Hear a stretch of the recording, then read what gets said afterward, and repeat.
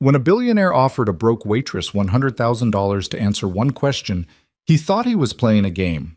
He had no idea she'd been planning her revenge for 6 months, or that hidden inside her uniform was a live camera broadcasting his darkest secret to the world. In 60 seconds, the untouchable CEO who destroyed her family would lose everything: his empire, his freedom, and the lie he'd protected for 25 years. Because sometimes the most dangerous person in the room isn't the one with power. It's the one with nothing left to lose. Stay until the end to see how this all unfolds. Hit that like button and drop a comment telling me what city you're watching from. I love seeing how far these stories travel. The Obsidian Club didn't announce itself with neon signs or velvet ropes. You either knew where it was, or you didn't matter enough to find out. Tucked 3 stories beneath a limestone building in Manhattan's financial district, the club existed in a world where wealth wasn't displayed. It was assumed. Down here, the champagne cost more than most people's monthly rent, and the conversations could move stock markets before morning. Emily Carter had been working there for 6 months, and she still felt like an imposter every time she walked through the service entrance. 29 years old, pale from too many night shifts and not enough sleep, she kept her dark hair pulled back tight and her eyes down. That was the uniform, really. The black dress and white apron were just accessories. The real requirement was invisibility. Table 7 needs a refresh, Marcus, the floor manager said without looking at her. He was arranging glasses on a tray with the precision of a surgeon. The vault room. Emily's hand stilled on the wine bottle she'd been holding. Tonight? She asked. You got a problem with that? No, no problem. Marcus finally looked at her, his expression flat. The vault's not like the main floor, Carter. You don't speak unless spoken to. You don't make eye contact. You definitely don't fuck up. These people could buy this building with what's in their pockets, and they don't like being reminded that staff exist. I understand. Do you? He handed her the tray. Because last month, Jenny refilled a glass before it was empty, and she hasn't worked here since. Emily took the tray. Her hands didn't shake. They hadn't shaken in a long time. I'll be invisible, she said. Marcus nodded and turned away. You've got 5 minutes. The vault room sat at the very back of the club, behind a door that required 3 separate keycards to open.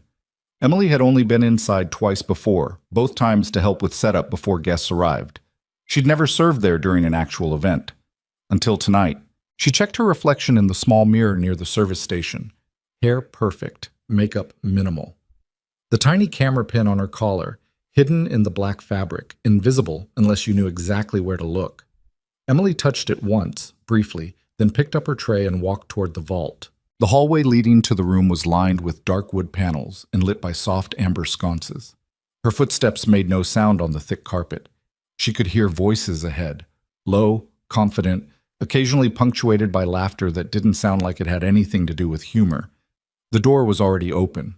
Emily paused at the threshold, waiting for the current server, an older woman named Patricia, to finish and leave. Patricia came out carrying an empty tray, saw Emily, and gave her a look that might have been sympathy or warning. Probably both.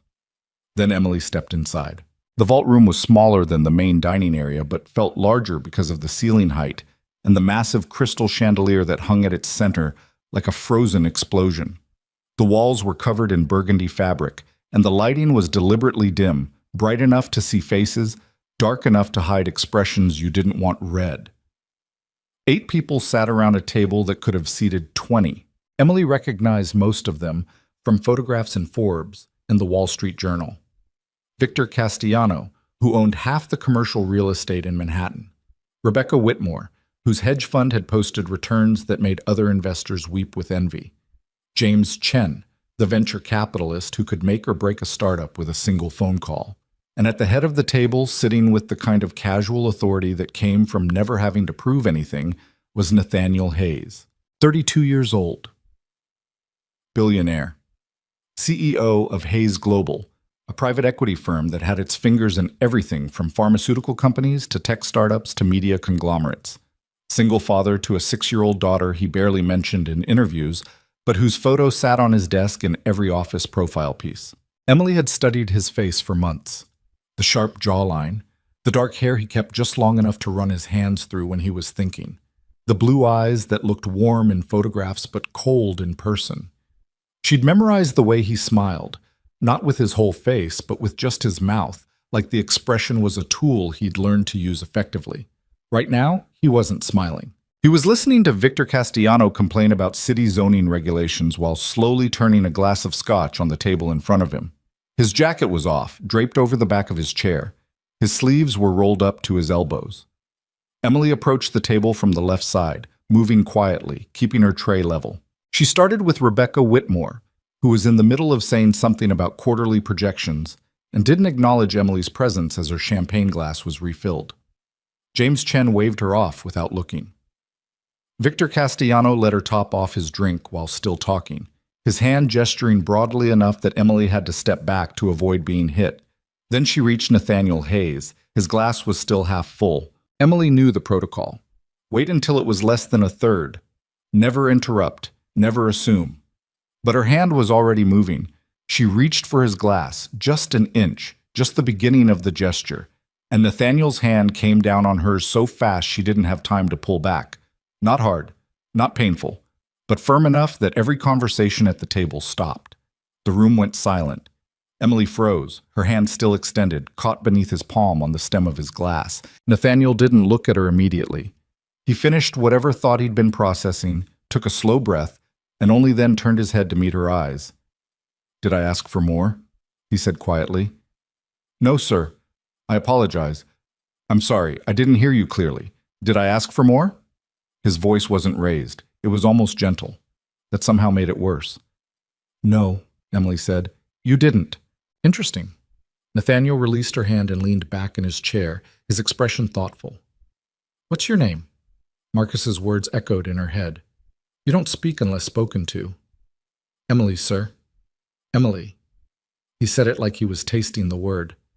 "How long have you worked here, Emily?" 6 months? 6 months. And in those 6 months, has anyone explained to you how things work in this room? Someone at the table laughed. Emily didn't look to see who. "Yes, sir," she said. "Then help me understand something." Nathaniel picked up his glass and held it up to the light, examining it like there was something fascinating in the amber liquid. "Why would you reach for a glass that's still half full? Are you trying to be helpful, efficient, or do you just not pay attention?" Emily's pulse was steady. She'd prepared for this. Not this exact scenario, but something like it. She'd known that eventually Nathaniel Hayes would notice her. She just hadn't expected it to be tonight. "I made a mistake," she said. "It won't happen again." "A mistake?"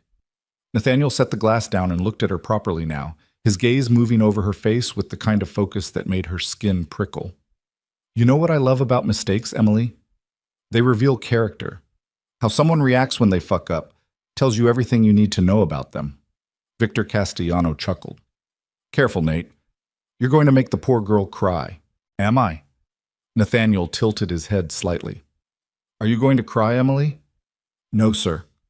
"Good. I hate tears." He leaned forward, elbows on the table. "Let's play a game instead." Emily said nothing. "Here's how it works," Nathaniel continued. "I'm going to ask you one question, just one. If you answer it honestly, and I mean completely, brutally honestly, I'll give you $100,000, cash, transferred to whatever account you want by tomorrow morning." The silence in the room shifted. Now people were paying attention. Rebecca Whitmore raised an eyebrow. "Nate, what are you doing?" "Conducting an experiment." His eyes never left Emily's face. "But if you lie, or if you refuse to answer, or if your answer is boring, well, then I'll make a phone call to every club, restaurant, and hotel in this city. And you'll never work in hospitality again. Not here, not anywhere that matters." Emily's hands tightened on the tray she was still holding. James Chen leaned back in his chair. "Jesus, Nate, it's just a waitress." "Exactly," Nathaniel said. "It's just a waitress. So it's just a game. No harm either way, right?" He looked at Emily. "Unless you're scared." This was it. 6 months of planning, 6 months of being invisible, of listening, of waiting for the exact right moment. And here it was. Emily set down her tray on the sideboard near the wall. She turned back to face Nathaniel Hayes, and for the first time since entering the room, she looked directly at him without dropping her gaze. "What's the question?" she asked. Nathaniel smiled. This time it reached his eyes, but there was no warmth in it, just the satisfaction of someone who'd gotten exactly what they wanted. He gestured around the room, taking in the crystal chandelier, the expensive art on the walls, the people sitting around the table whose combined net worth could fund a small country.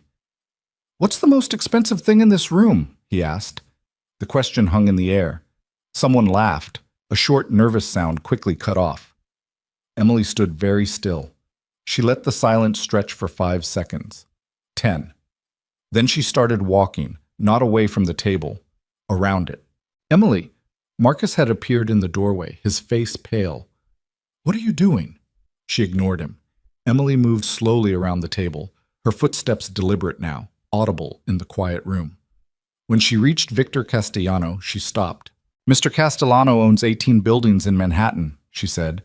Her voice was calm, conversational. 12 of them are rent-controlled properties that should be providing affordable housing. Instead, he's been using harassment and illegal buyouts to force tenants out, so he can convert them to luxury condos.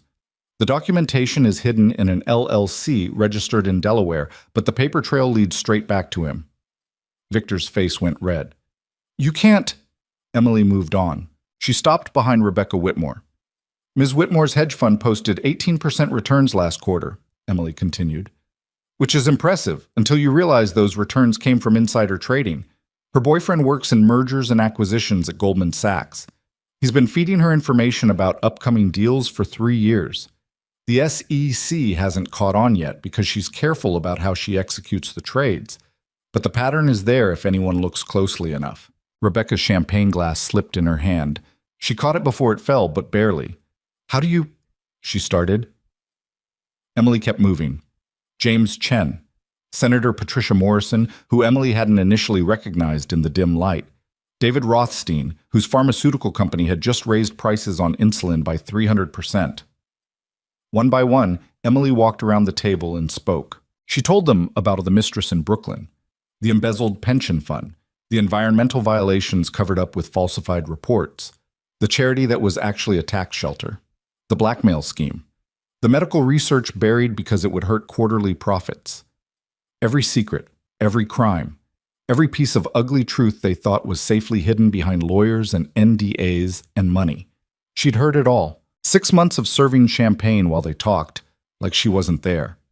6 months of clearing plates while they made deals and confessions and threats, never once considering that the woman in the black dress might be listening.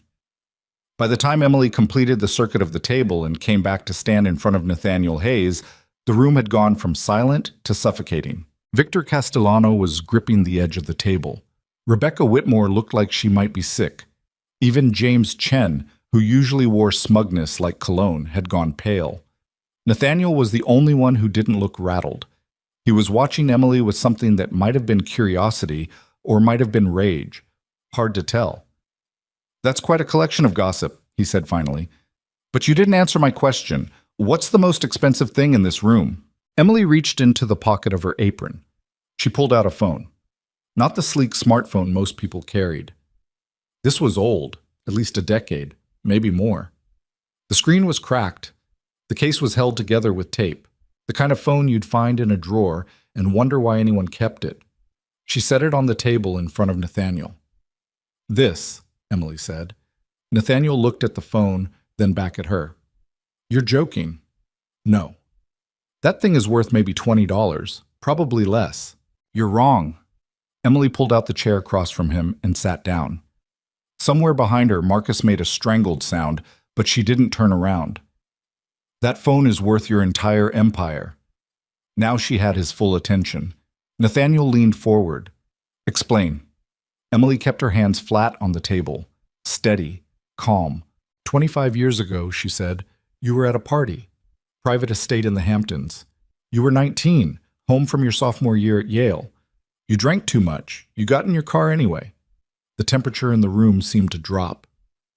On Route 27, about 3 miles from the estate, you ran a red light and hit another car. A family of 3. Michael and Sarah Chen, no relation to James here, and their 8-year-old daughter, Lisa. Nathaniel's jaw tightened, but he said nothing.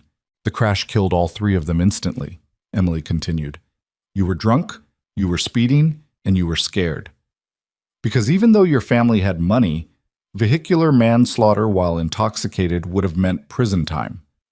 Real prison, not the kind you can buy your way out of. And that would have ruined everything. Yale, your father's business plans for you, your entire future. She paused. So you made a call. Your father came, and he brought the family lawyer, and together you all decided on a solution. Someone else would take the blame. Someone loyal. Someone who could be compensated for his sacrifice and his silence. Emily picked up the phone. That someone was my father, she said quietly. Thomas Carter. He worked in your father's accounting department. He'd been there for 15 years. He was dependable, quiet, and he had a wife and a 10-year-old daughter, me, and your father promised him that if he took responsibility for the crash, the family would be taken care of. Money for his wife. A college fund for his daughter. A job waiting for him when he got out. Nathaniel had gone very still. My father spent 12 years in prison, Emily said. 12 years for a crime you committed. And when he got out, there was no money, no college fund, no job. Your father had died 7 years into the sentence, and you... She looked directly at Nathaniel. You didn't honor the agreement. You claimed you didn't know about it, that it was all your father's doing and the man had paid for his loyalty. Case closed. This is... Nathaniel started. My father died 8 months after his release. Emily cut him off. Liver failure. But really, it was the prison that killed him. 12 years in a cell for something he didn't do, and nothing to show for it except a criminal record and a family that looked at him like he was a stranger. She set the phone down again. This was his phone, she said, the one he had before he went to prison. He kept it all those years. Never told anyone why. Never explained what was on it. He just held on to it, even when everything else was gone. Emily tapped the screen. It lit up, battery still showing half full despite its age. 2 days after the crash, she said, you called him. Late at night, from a burner phone. You begged him to take the blame. You cried. You promised him everything, money, security, a future for his family. You told him it was the only way, that if he didn't do this, your father would make sure he lost his job anyway, and then he'd have nothing. She turned the phone around so Nathaniel could see the screen. A single audio file. Timestamped 25 years ago. He recorded the call, Emily said. Every word, every promise, every lie. Nathaniel's hand moved toward the phone, but Emily was faster. She pulled it back. You should know, she said, that I've spent the last 6 months trying to decide what to do with this. I could have gone to the police immediately. I could have sold it to a journalist. I could have posted it online and watched your life burn down in real time. What do you want? Nathaniel's voice was hoarse. I wanted to look you in the eye first, Emily said. I wanted to watch you sit here in your private club, surrounded by all your powerful friends, and realize that you couldn't buy your way out.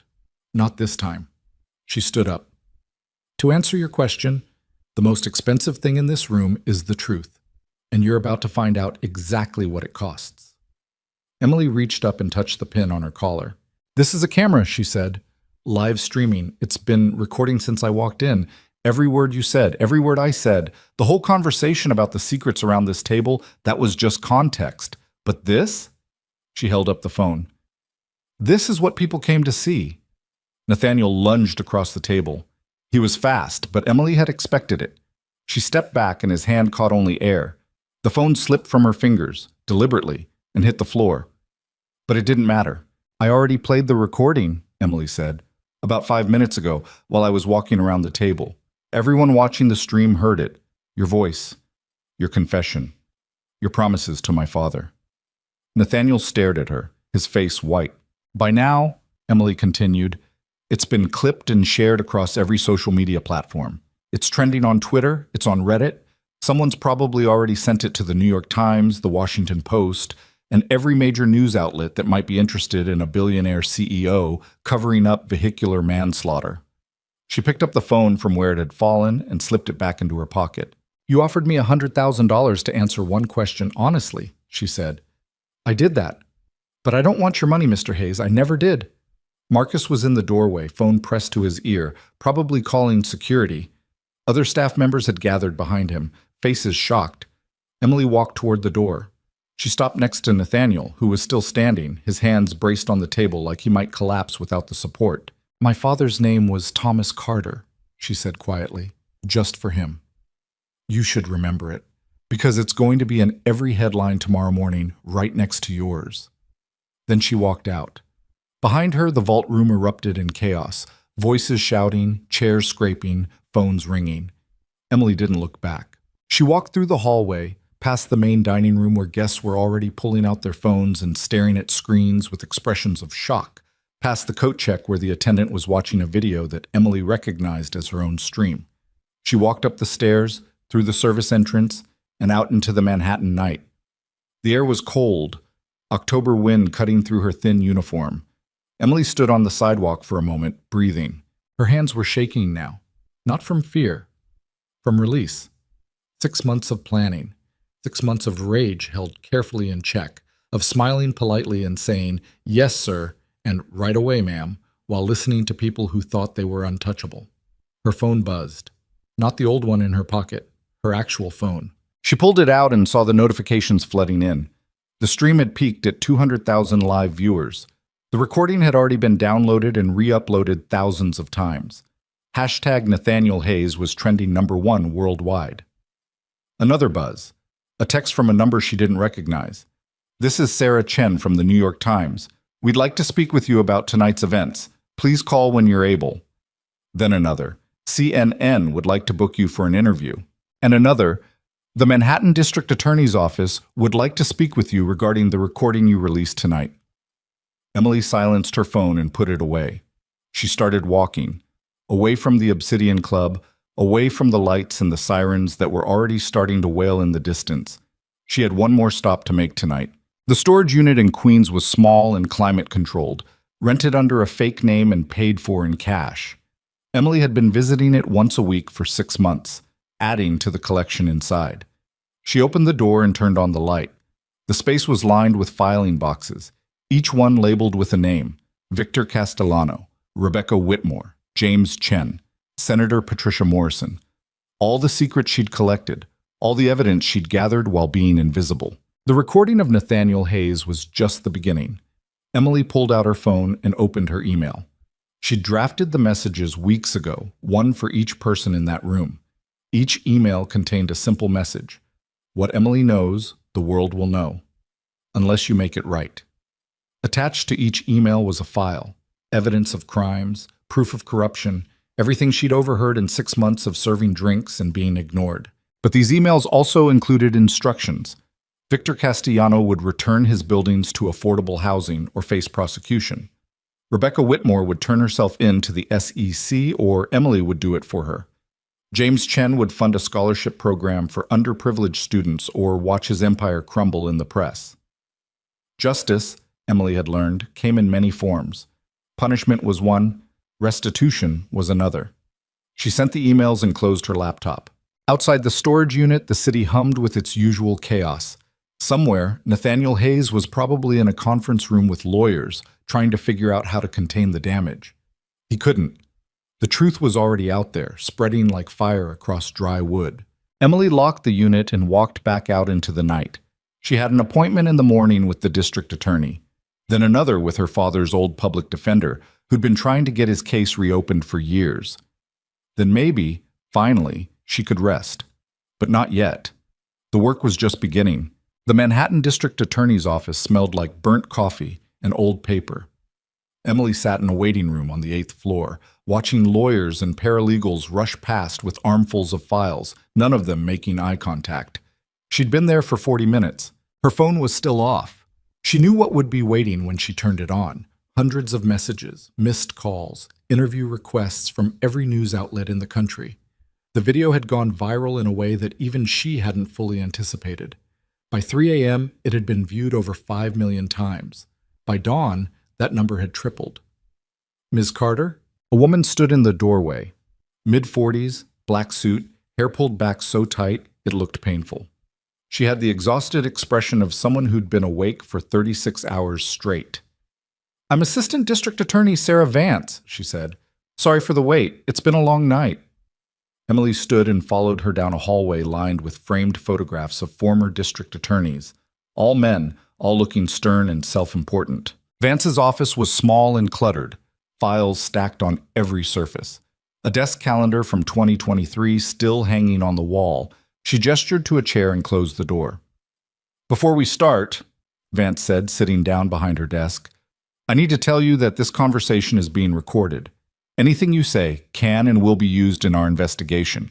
You have the right to have an attorney present. Do you understand?" "I understand." "Do you want an attorney?"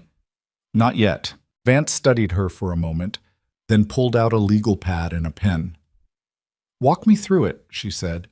"Everything. Start with how you got the recording." Emily had prepared for this. She'd rehearsed the story 100 times, making sure every detail was clean, every timeline matched, every piece of evidence traceable. "My father died 18 months ago," she began. "When I was going through his things, I found the phone. It was in a box in his closet, wrapped in an old shirt. At first I thought it was just junk, but when I charged it and turned it on, I found the recording." "And you recognized Nathaniel Hayes' voice?" "Not immediately, but my father had kept newspaper clippings about Hayes, articles about his business success, profiles in magazines. I always wondered why he cared so much about some billionaire he'd never met." Emily paused. "When I listened to the recording and heard Hayes talking about the crash, about my father taking the blame, everything made sense." Vance was writing quickly, her pen scratching across the page. "Why didn't you go to the police immediately?" "Because I didn't know if anyone would believe me. The case was closed 25 years ago. My father pleaded guilty. He served his time, and Nathaniel Hayes is one of the most powerful men in the country." Emily met Vance's eyes. "I needed more than just the recording. I needed context. I needed people to see who he really was." "So you got a job at the Obsidian Club?" "Yes." "How did you know Hayes would be there?" "He's there every month, first Wednesday, private vault room. It's in his assistant's calendar, which she posts publicly on LinkedIn. Without realizing it, includes meeting locations." Emily shrugged. "Rich people aren't as careful as they think." Vance almost smiled. "Almost." "The things you said in the video," she continued, "about the other people in the room, Victor Castellano, Rebecca Whitmore, the others. Do you have evidence to support those claims?" Emily reached into her bag and pulled out a flash drive. "Everything I overheard in 6 months," she said, setting it on the desk. "Recorded conversations, photographs of documents they left on tables, screenshots of emails they discussed openly. It's all there." Vance stared at the flash drive like it might explode. "Jesus Christ," she muttered. "Do you have any idea what you've done?" "Yes." "No, I don't think you do." Vance leaned back in her chair. "Half the people in that video are currently being represented by lawyers who cost more per hour than most people make in a month. They're going to argue entrapment, illegal recording, violation of privacy. They're going to try to bury you in litigation until you can't afford to fight back. Let them try. This isn't a movie, Ms. Carter. You can't just—" "My father spent 12 years in prison for something he didn't do," Emily said, her voice level. 12 years. And when he got out, he had nothing. No money, no future, no justice. Just a criminal record and a family that barely recognized him." She leaned forward. "So yes, I know what I've done. I've made sure that the man responsible can't hide anymore. And if that means getting buried in lawsuits, fine. At least people know the truth." Vance was quiet for a long moment. "The recording," she said finally. "We'll need the original phone, and we'll need to verify its authenticity. Hayes' lawyers are already claiming it's fabricated." "It's not." "I believe you, but belief isn't evidence." Vance pulled out a form and slid it across the desk. "I need you to sign this. It's a chain of custody agreement. Once you hand over that phone, it becomes evidence in an active investigation. You won't get it back." Emily looked at the form. Her father's voice was on that phone. The last piece of him that felt real, that felt like proof he'd existed as more than just a name in court documents. She signed the form. "There's something else you should know," Vance said. "We've been contacted by a woman named Claire Mendez. She says she was in the car with Nathaniel Hayes the night of the crash." Emily's pulse quickened. "She's willing to testify?" "She says she is, but she's terrified. Hayes' family paid her off years ago to keep quiet. If she talks now, she's admitting to obstruction of justice, accepting a bribe, perjury. She could face charges." "Will she?" Vance hesitated. "That depends on what she tells us, and how cooperative she is." She closed her legal pad. I'm going to be honest with you, Ms. Carter. This case is going to be complicated. The original investigation was closed. Your father's guilty plea is on record. Even with the recording and a witness, a good defense attorney could argue that it's all circumstantial, that memories fade, that recordings can be manipulated. But it's enough to reopen the investigation? It's enough to start asking questions. Vance stood up, which is more than we had yesterday. Emily left the DA's office just after noon. The moment she stepped outside, 3 reporters rushed toward her with cameras and microphones. Emily, how does it feel to expose Nathaniel Hayes? Are you worried about retaliation? Did you plan this for revenge? She pushed past them without answering and kept walking until she found a coffee shop 2 blocks away. It was crowded and loud, which was exactly what she needed. She ordered black coffee and found a seat in the corner, away from the windows. Then, finally, she turned on her phone. The notifications came in waves: texts, emails, missed calls, voicemails. She scrolled through them quickly, deleting most without reading, but one message made her stop. It was from a number she didn't recognize, sent at 4 a.m. You don't know what you've started. This isn't over. No name, no signature. Emily deleted it and kept scrolling. Another message, this one from a journalist at Bloomberg. Hayes Global stock down 34% in pre-market trading. Board calling emergency meeting. Sources say Hayes is being forced out as CEO. Good. Then another text, this one from Marcus, the floor manager at the Obsidian Club. They fired me. Said I should have stopped you, like I could have known what you were planning. Thanks for that. Emily stared at the message. She'd known there would be collateral damage. She'd known people would get hurt who didn't deserve it. She typed back, I'm sorry. Marcus's response came immediately. No, you're not. He was right. She wasn't. The coffee shop door opened and Emily glanced up out of habit. A man walked in. Expensive suit, graying hair, the kind of confidence that came from never being told no. He scanned the room, and when his eyes landed on Emily, he walked straight toward her. Emily Carter? She didn't answer. He sat down across from her anyway. My name is Richard Bowen, he said. I'm an attorney with Kirkland & Ellis. I represent Nathaniel Hayes. Emily took a sip of her coffee. You should leave. I understand you're angry. You have every right to be. What happened to your father was a tragedy, but what you did last night, that was illegal. You recorded private conversations without consent. You made defamatory statements about innocent people. You caused significant financial harm to my client and others. Your client killed 3 people and let my father go to prison for it. That's an allegation, not a proven fact. Bowen folded his hands on the table. Here's what's going to happen. My client is willing to make this right. We'll compensate you for your father's lost wages, pain and suffering, legal fees. We're talking about a substantial settlement, enough that you'd never have to work again. I don't want his money. Then what do you want, justice? Bowen leaned back. Because if you think justice is watching Nathaniel Hayes go to prison, you're going to be disappointed. The recording you have is 25 years old. Chain of custody is questionable. Your father pleaded guilty in open court. No jury is going to convict based on what you've presented. We'll see. Ms. Carter, be realistic. You're a waitress with no legal training, no resources, going up against one of the most powerful men in the country.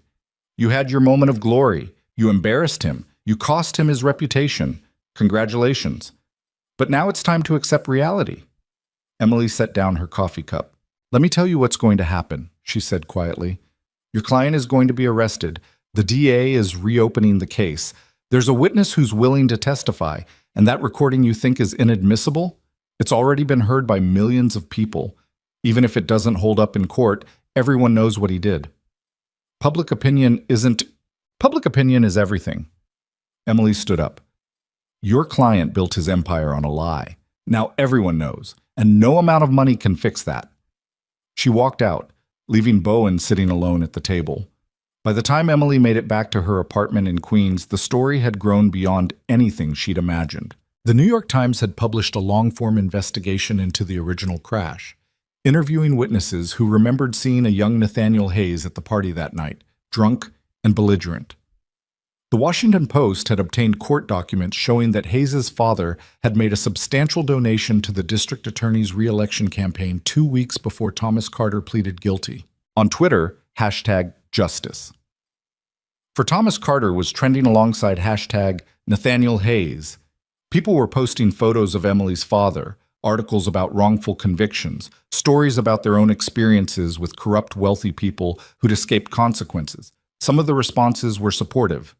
Others were vicious. She's just doing this for attention. Gold digger trying to cash in on a tragedy. If this was really about justice, she would have gone to the police first, not social media. Emily had expected that. She'd known that some people would never believe her, no matter how much evidence she presented. It didn't matter. What mattered was that the conversation had started. Her phone rang. Unknown number. She almost didn't answer, but something made her pick up. Hello? Miss Carter, this is Claire Mendez. Emily sat down on her couch. I saw your video, Claire continued. Her voice was shaky, like she was forcing herself to speak. I was there that night, in the car. I've been carrying this for 25 years, and I want to help. Are you willing to testify? I think so. I don't know. I'm scared. A pause.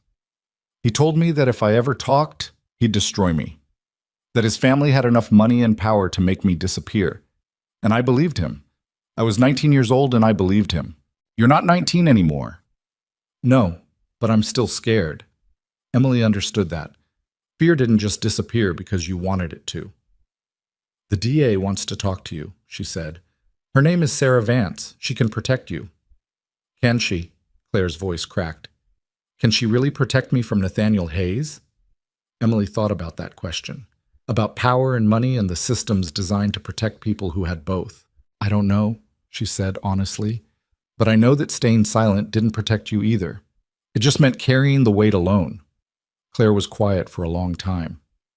Okay, she said finally. Tell me how to reach her. Emily gave her Vance's contact information, and they hung up. She sat in her apartment as the afternoon light faded, watching the city through her window. Somewhere out there, Nathaniel Hayes was probably in a crisis meeting with his lawyers and PR team, trying to figure out how to salvage what was left of his reputation. Somewhere else, Claire Mendez was probably staring at her phone, working up the courage to make a call that would change everything. And somewhere in a courthouse, files were being pulled, evidence logged, a case reopened after 25 years. The system moved slowly. Emily had learned that a long time ago. But it was moving. Her phone buzzed. Another message from a number she didn't recognize. You should watch the news. Emily turned on the TV. Every channel was covering the same story. Nathaniel Hayes, flanked by lawyers, walking out of his office building and into a crowd of reporters. Cameras flashing, questions shouting over each other. Mr. Hayes, do you have any comment on the allegations? Are you stepping down as CEO? Did you kill that family? Hayes kept his head down, his expression blank. One of his lawyers raised a hand. Mr. Hayes will not be making any statements at this time, the lawyer said. These allegations are false and defamatory, and we will be pursuing all legal remedies available. What about the recording? The alleged recording has not been authenticated and may very well be fabricated. We are conducting our own investigation. They pushed through the crowd and got into a black SUV. As the vehicle pulled away, the camera zoomed in on Hayes through the tinted window. For just a moment, he looked directly at the camera, and Emily could see it in his eyes. Fear.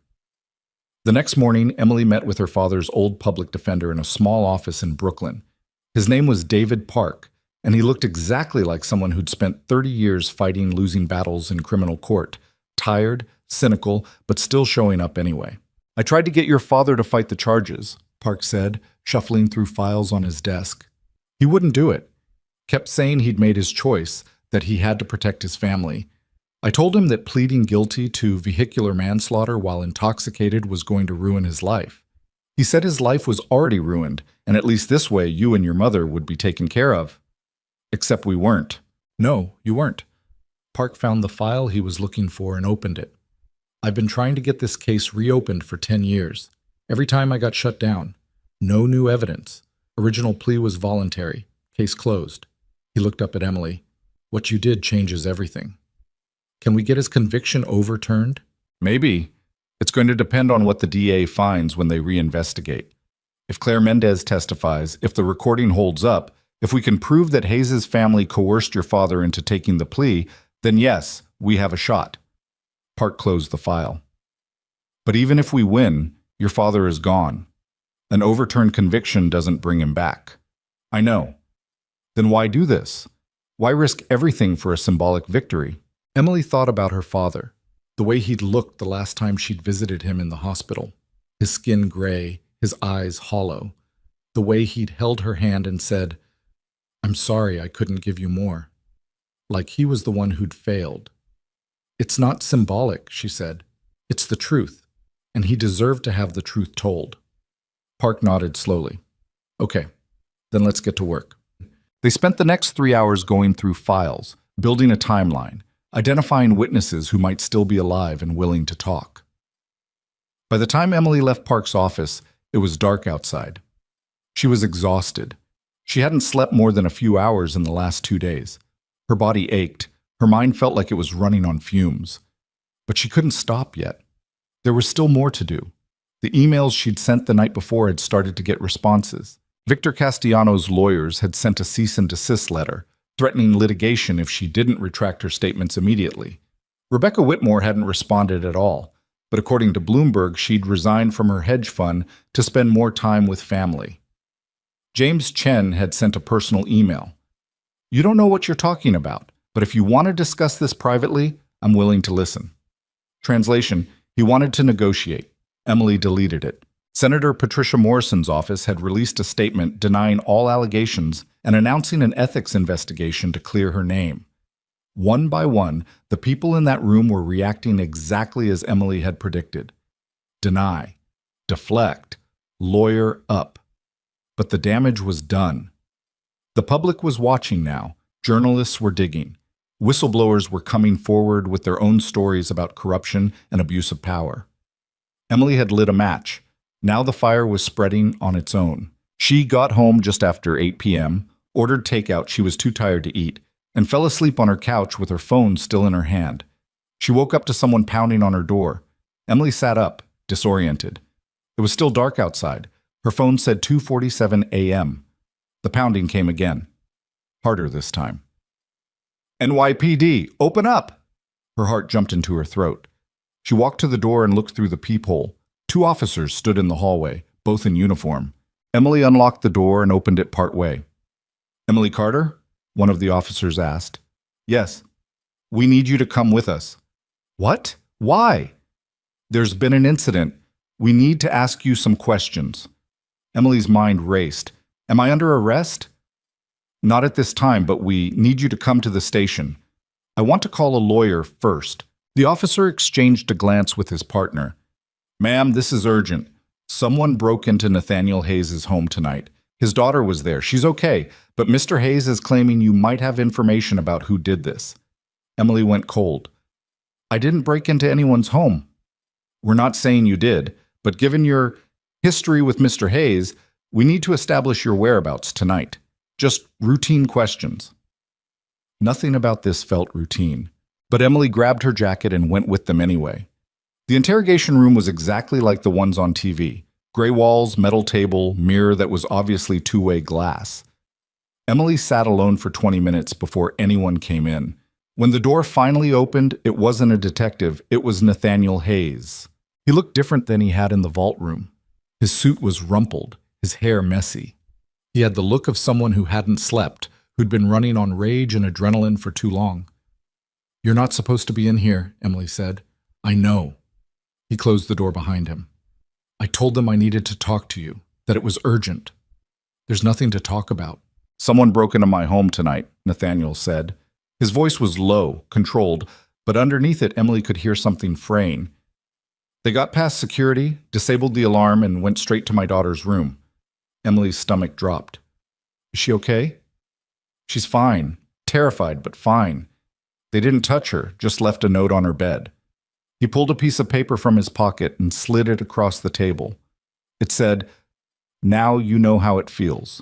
Emily stared at the note. The handwriting was blocky, unfamiliar. "I didn't do this," she said. "I know." That surprised her. You were on camera at your building all evening, Nathaniel continued. The timeline doesn't work. But someone who saw your video, someone who thinks they're helping you, decided to take things further. So now my 6-year-old daughter is sleeping at my lawyer's house because she's too scared to be in her own room.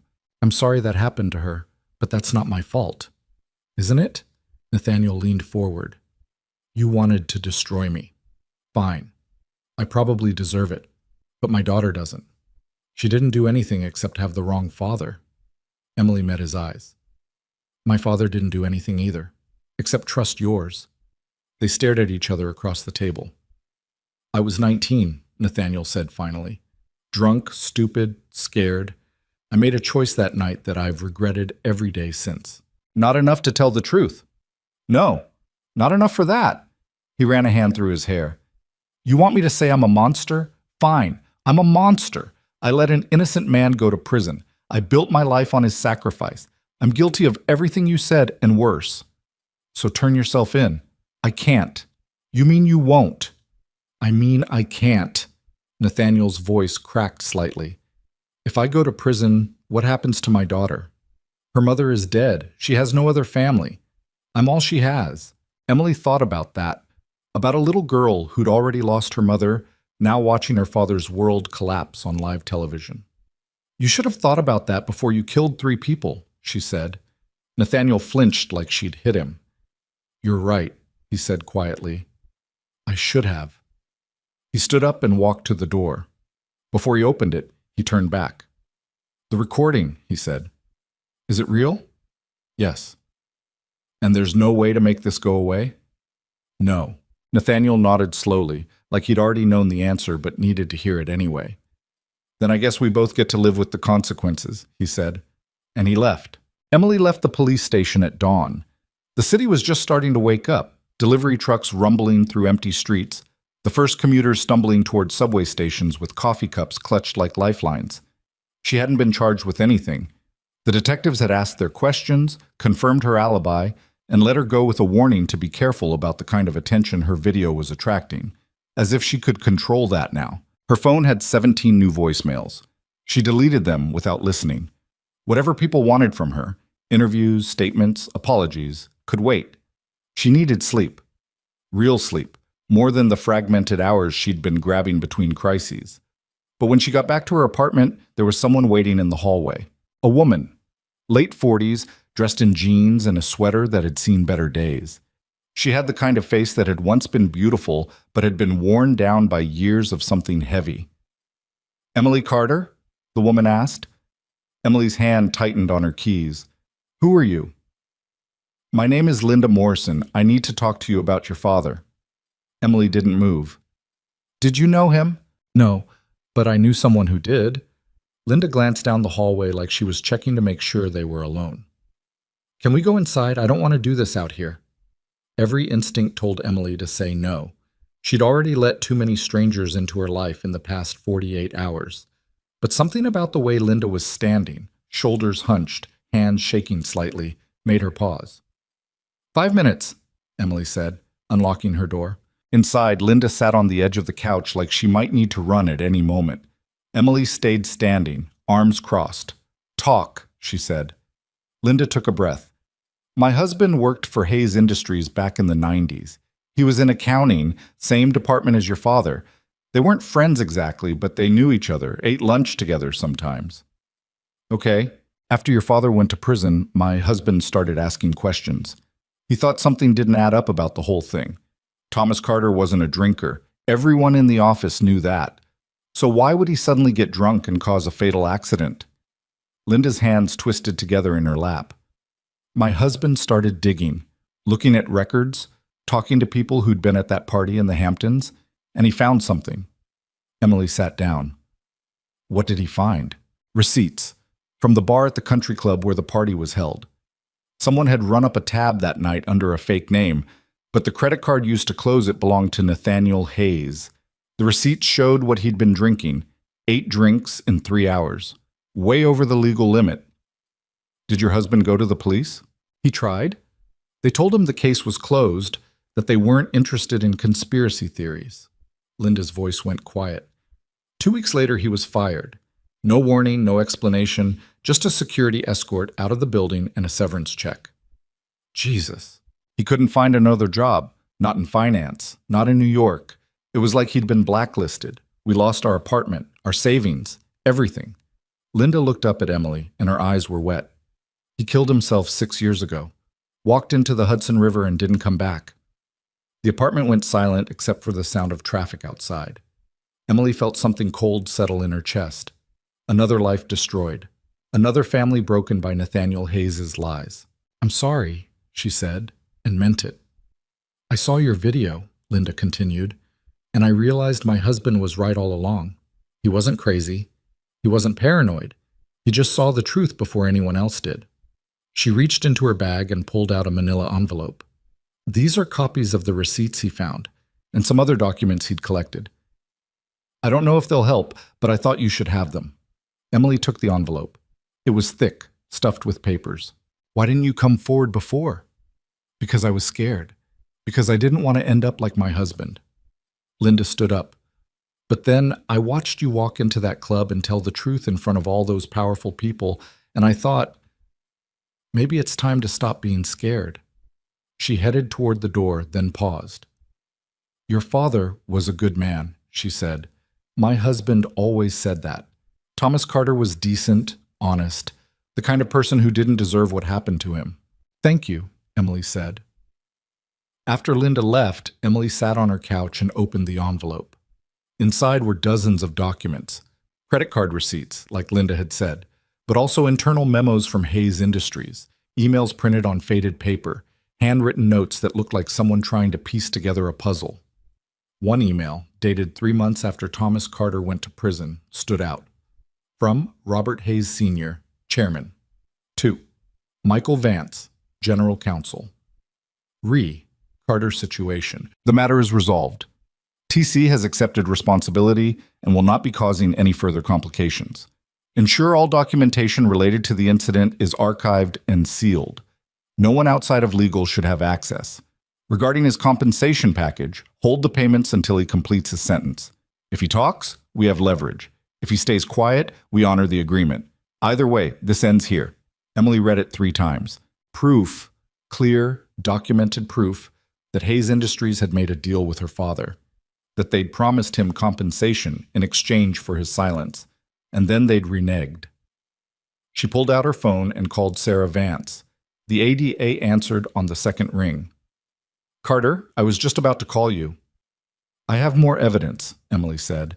"Documents showing that Hayes Industries made a financial agreement with my father in exchange for taking the blame. Bring them to my office. Today." Vance paused. "But first you need to know something. Claire Mendez came in this morning." She gave a full statement. Emily's heart jumped. "And?" "And it corroborates everything on the recording. She was in the car. Hayes was driving. He was drunk. After the crash, he called his father, and they came up with the plan to blame your dad. Claire says she was paid $50,000 to disappear and never mention it again." "That's huge." "It is. But there's a problem." Vance's voice tightened. "Hayes' lawyers are claiming that Claire is only coming forward now because she's being paid by someone to fabricate testimony. They're saying you hired her." "That's bullshit." "I know it is. But they're going to argue it anyway. They're going to try to discredit both of you, paint this as a revenge plot, a shakedown, whatever narrative they can sell." Vance sighed. "Emily, I need you to understand something. We're going up against people who have unlimited resources. They're going to fight this with everything they have." "Good. So will we." When Emily arrived at the DA's office an hour later, there were protesters outside the building. Not many, maybe 20 people, holding signs and chanting slogans. Half of them were pro-Emily. Justice for Thomas Carter, and billionaires aren't above the law. The other half were pro-Hayes, innocent until proven guilty, and stop the witch hunt. Emily kept her head down and walked through them quickly. Inside, Vance was waiting with 2 other attorneys and a forensic accountant who introduced herself as Dr. Rachel Kim. They spread the documents Emily had brought across a conference table and started going through them systematically. "This is incredible," Dr. Kim said, examining the email from Robert Hayes Sr. "This shows intent to obstruct justice. It shows a conspiracy to cover up the original crime. Can we use it in court? Emily asked. Depends on how we obtained it, one of the other attorneys said. His name was Marcus Liu, and he had the kind of intense focus that made Emily think he didn't sleep much. If these documents were stolen, they weren't, Emily interrupted. They were given to me by the widow of a man who worked at Hayes Industries. He collected them as part of his own investigation before he was fired. Do we have proof of that? Linda Morrison. I can give you her contact information. Vance made a note.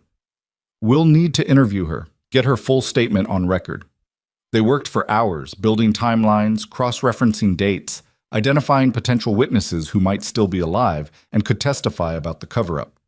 By mid-afternoon, they had the outline of a case. Here's where we are, Vance said, standing at the whiteboard where she'd mapped everything out. We have the original recording of Hayes admitting to the crime and asking your father to take the fall. We have testimony from Claire Mendez, an eyewitness who was in the car. We have these documents showing a financial arrangement between Hayes Industries and your father, and we have evidence of retaliation against anyone who questioned the official story. So we can prosecute? Emily asked. We can try, but we're still fighting an uphill battle. Vance tapped the whiteboard. The statute of limitations for vehicular manslaughter is typically 5 to 10 years, depending on the state. This happened 25 years ago.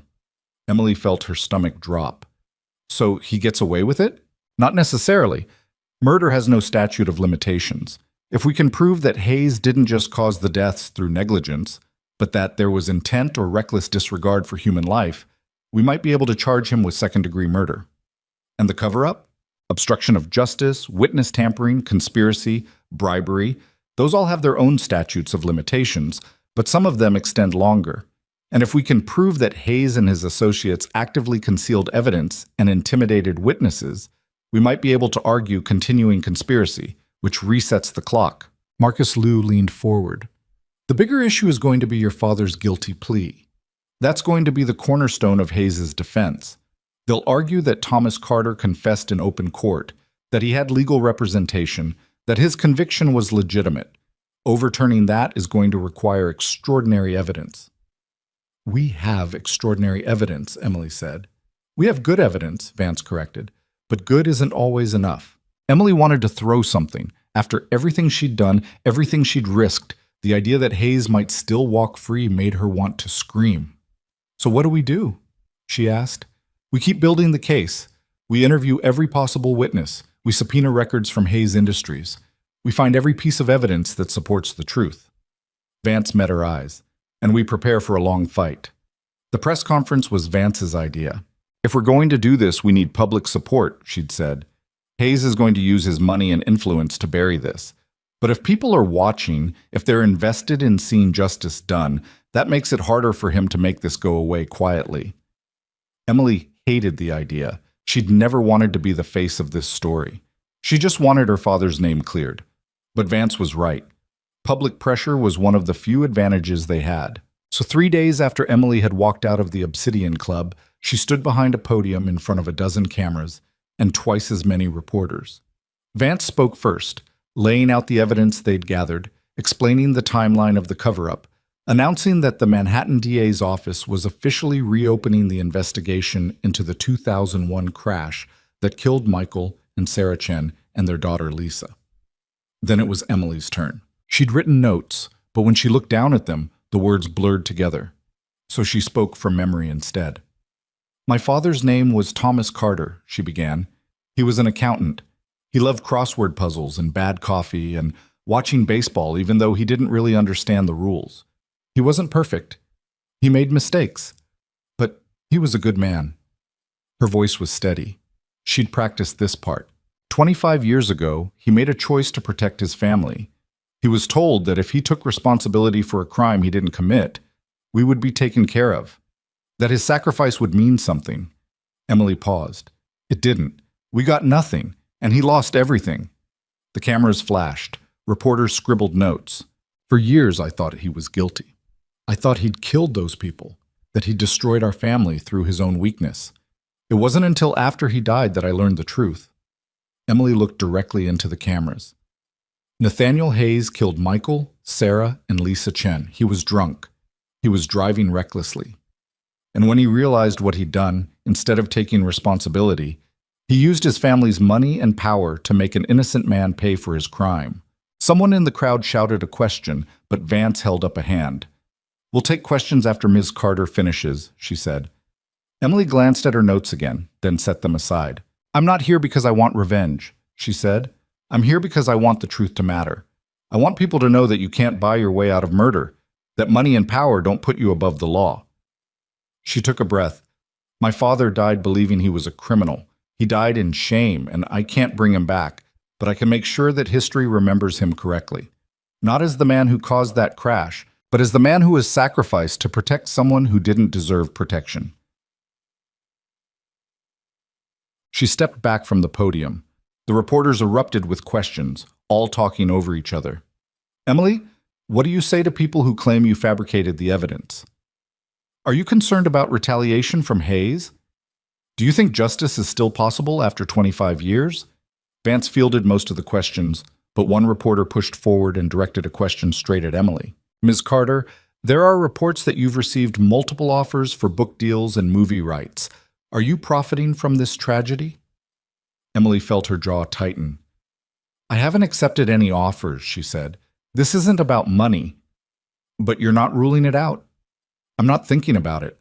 Right now, I'm focused on making sure my father's name is cleared and that Nathaniel Hayes is held accountable." Another reporter jumped in. "Hayes's lawyers have released a statement claiming you're mentally unstable and that this is all a delusion brought on by grief. How do you respond?" Emily almost laughed. Of course they'd try that angle. "I have evidence," she said simply. "They have excuses." The press conference ended 20 minutes later. Emily walked out through a back exit to avoid the crowd and found Linda Morrison waiting near her car. "You did good in there," Linda said. "Thanks for coming." "I wanted to see it. Wanted to see someone finally call these people out." Linda hesitated. "The DA wants to interview me next week about my husband, about the documents he found. Are you okay with that?" "I'm terrified, but I'm doing it anyway." She smiled weakly. "You kind of inspired me." After Linda left, Emily sat in her car for a long time, watching people walk past on the sidewalk. Normal people, living normal lives, probably not thinking about billionaires or cover-ups or justice. She envied them. Her phone rang. Unknown number again. She considered not answering, but curiosity won. "Hello? Is this Emily Carter?" A man's voice, older, formal. "Who is this?" "My name is Judge Harold Whitman. I presided over your father's case 25 years ago." Emily's hand tightened on the phone. "I saw the press conference," Whitman continued. "I saw the evidence you've presented, and I wanted to tell you that I believe you." "Okay, more than that, I want to help. I've gone back through the records from that trial, and there are irregularities I didn't notice at the time. Or maybe I did notice and chose to ignore them. I'm not proud of that." He paused. "Your father's attorney filed multiple motions for continuance, claiming his client needed more time to prepare. All of them were denied. The trial moved forward unusually quickly for a case of that magnitude." "Why are you telling me this?" "Because I think I was pressured to rush the proceedings. I received several calls from influential people suggesting that a quick resolution would be in everyone's best interest. At the time, I didn't think much of it.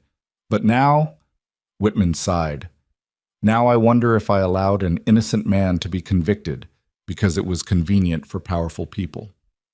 Emily didn't know what to say. "I've prepared an affidavit," Whitman said, "detailing everything I remember about the case and the pressure I received. I'm submitting it to the DA's office tomorrow. It won't undo what happened, but it might help you prove that your father's trial was compromised." "Thank you," Emily managed. "Don't thank me. I should have done this years ago." Whitman's voice was heavy. "Your father deserved better. From the system, from me, from everyone who failed him." After he hung up, Emily sat in the silence of her car and let herself cry. Not from sadness, from something else. Relief, maybe, or validation. All these years she'd wondered if she was wrong about her father, if maybe he really had been guilty, and she was just in denial. Now she knew. She'd been right all along. The next week moved in a blur. More witnesses came forward. a bartender from the Hamptons Country Club who remembered serving Nathaniel Hayes that night. A former Hayes Industries employee who'd been told to destroy files related to the crash. A traffic analyst who reviewed the accident report and found inconsistencies in the official account. Piece by piece, the case was building, but so was the opposition. Hayes' legal team launched a full counteroffensive. They held their own press conference, presenting character witnesses who testified to Nathaniel's integrity. They released records showing charitable donations and community service. They produced experts who questioned the authenticity of the recording and the reliability of witnesses testifying about events from 25 years ago. On cable news, pundits debated the case endlessly. This is a clear case of vigilante justice, one commentator argued. Emily Carter took the law into her own hands, destroyed a man's reputation without due process, and now she's trying to justify it after the fact. Are you serious? Another shot back. She exposed a murderer who's been living free for 25 years while an innocent man rotted in prison. How is that vigilante justice? That's just justice. The arguments went in circles. Half the country seemed to think Emily was a hero. The other half thought she was a criminal. Emily stopped watching the news. Instead, she focused on what she could control, meeting with lawyers, reviewing evidence, preparing for what everyone kept telling her would be a long, brutal legal battle. And then, on a Friday afternoon 2 weeks after the video went viral, Sarah Vance called with news. "We're charging him," she said. "Grand jury came back with an indictment this morning. Second-degree murder, obstruction of justice, witness tampering, conspiracy. 8 counts total." Emily's breath caught. When? Arrest warrant is being executed now. Emily turned on her TV. Live footage showed federal agents and NYPD officers outside Hayes Global headquarters. The building was surrounded. People were being escorted out with their hands up. And then, there he was, Nathaniel Hayes, walking out in handcuffs, surrounded by agents. His lawyers were shouting, trying to get statements from the officers. Reporters were pressed against police barriers, cameras flashing like strobe lights. Hayes looked smaller somehow, diminished. Not the powerful CEO who'd smirked at a waitress and thought he could control the narrative. Just a man who'd finally run out of places to hide. The footage cut to a reporter standing outside the courthouse. Nathaniel Hayes is being arraigned this afternoon on multiple charges related to a fatal car crash from 2001. If convicted, he faces up to 25 years to life in prison. This is a stunning fall from grace for one of the country's most prominent business leaders. Emily muted the TV. Her phone was ringing again. Journalists wanting reactions, supporters offering congratulations, strangers who'd somehow gotten her number and wanted to share their opinions. She ignored all of it. Instead, she got in her car and drove to Queens. The cemetery was quiet. Late afternoon sun filtering through bare trees. A few other people scattered among the graves, but mostly Emily was alone. Her father's headstone was simple, just his name, his dates, and the words, "beloved father and husband." No mention of the crime he'd supposedly committed. Emily's mother had insisted on that. Emily sat down on the grass next to the grave. "They arrested him," she said quietly. "Hayes, this morning. It's really happening." The wind rustled through the trees. "I know this doesn't change anything for you. You're still gone. And I'm sorry I didn't figure this out while you were alive. I'm sorry you died thinking you'd failed us." Emily pulled some dead leaves away from the base of the headstone. "Mom says I should let it go. That dragging all this up is just going to hurt everyone, including me. Maybe she's right. But I couldn't let him get away with it. I couldn't let your name stay ruined when you didn't deserve it." She stayed there for a long time, not really thinking, just being present in the quiet. Eventually, she stood up, brushed the grass off her jeans, and headed back to her car. On the drive home, her phone rang again. This time, it was Vance. "Hayes made bail," she said without preamble. "Posted $5 million and walked out an hour ago." Emily's hands tightened on the steering wheel. "How?" "He's got money, and despite the charges, the judge deemed him not a flight risk. He's got a daughter, community ties, no prior record. He's a murderer. Allegedly. Until a jury convicts him." Vance sighed. "I know this isn't what you wanted to hear, but the arraignment is just the beginning. The trial is where we'll get justice." "When?" "Months from now. Maybe longer. These things take time." Emily ended the call and drove the rest of the way home in silence. Justice, she was learning, wasn't a single moment. It wasn't a video going viral or an arrest being made. It was a process. Long, slow, frustrating. And she was just getting started. The waiting was worse than anything Emily had imagined. 5 months passed between Nathaniel Hayes' arrest and the start of the trial. 5 months of motions and counter-motions, of evidence being challenged and witnesses being deposed, of Hayes' legal team doing everything possible to delay, deflect, and dismantle the case against him. Emily tried to live a normal life during that time. She picked up shifts at a different restaurant, not a private club this time, just a regular place in Brooklyn where the customers were mostly families, and the biggest drama was someone sending back overcooked pasta. But normal felt impossible when her face was still showing up on the news every few days, when strangers recognized her on the subway and either thanked her or called her a bitch, when her inbox was flooded with interview requests and book deals and marriage proposals from men she'd never met. She ignored most of it. What she couldn't ignore was her mother. Catherine Carter had called exactly once since the video went viral. The conversation had lasted less than 3 minutes. "What were you thinking?" her mother had said, her voice tight with something between anger and fear. "Do you have any idea what you've done?" "I told the truth." "You destroyed our lives, again." Catherine's breath had hitched. "Your father made his choice 25 years ago so we could move on. And now you've dragged it all back up, put our family on display for the whole world to judge."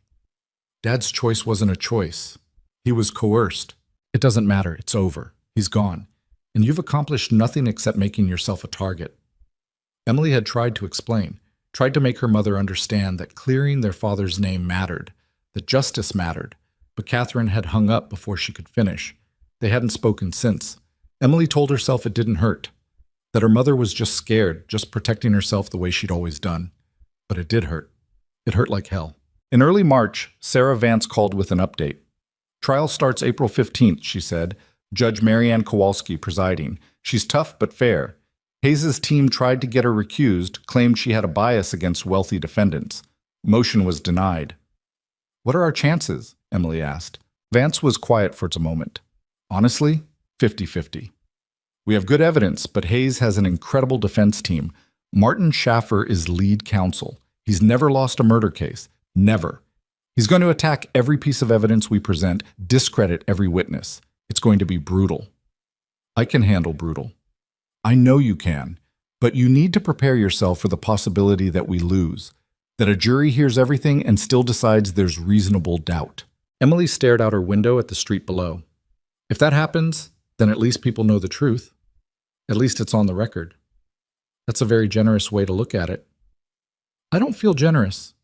I feel tired." "Yeah," Vance said quietly. "Me too."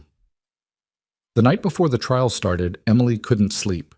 She lay in bed scrolling through news articles about the case, reading comments from people who had strong opinions about her, about Hayes, about the justice system. Some of the comments were supportive, others were vicious in ways that made her chest tight. "She's just a gold digger who saw an opportunity.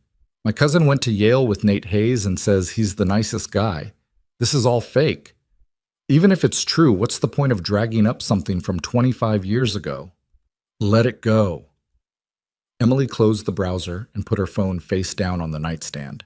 She thought about her father, tried to remember what his voice had sounded like, what his laugh had sounded like. The memories were getting hazier. That scared her more than anything else, the idea that one day she'd forget completely, that he'd become just a story she told instead of a person she'd known. At 2 a.m., she gave up on sleep and made coffee. She was sitting at her kitchen table when her phone buzzed with a text from an unknown number. "Good luck tomorrow." "You're doing the right thing." No name, no context. Emily stared at it for a long time, then deleted it and went back to her coffee. The courthouse was surrounded by protesters when Emily arrived the next morning. There were more of them than there had been at the DA's office. Maybe 100 people on each side, separated by police barriers, and a line of officers who looked like they'd rather be anywhere else. "Justice for Thomas Carter," one group chanted. "Free Nathaniel Hayes," the other group shouted back. Emily pushed through them with her head down, flanked by 2 attorneys from the DA's office, who'd been assigned to help her navigate the circus. Inside, the courthouse was quieter but no less tense. Journalists filled the benches. Sketch artists sat with their pads ready. In the front row on the right side, Emily spotted a woman she recognized from photographs, Nathaniel Hayes' sister, looking pale and furious. Emily took her seat behind the prosecution table. Sarah Vance was already there, reviewing notes. She glanced up when Emily sat down. "You okay?" Vance asked. "No, but I'm here." "That's all that matters." The bailiff called for everyone to rise, and Judge Kowalski entered. She was in her early 60s, gray hair cut short, the kind of no-nonsense expression that suggested she'd seen every trick in the book and wasn't impressed by any of them. "Be seated," she said, settling into her chair. "Let's get started." Nathaniel Hayes was led in a moment later. He wasn't in handcuffs this time. He wore a dark suit, white shirt, no tie. His hair was neatly trimmed. He looked tired but composed, nothing like the shaking, desperate man who'd confronted Emily at the police station months ago. His lead attorney, Martin Schaffer, sat beside him. Schaffer was in his 60s, silver-haired, with the kind of calm authority that came from decades of courtroom victories. He didn't look worried. Emily's stomach twisted.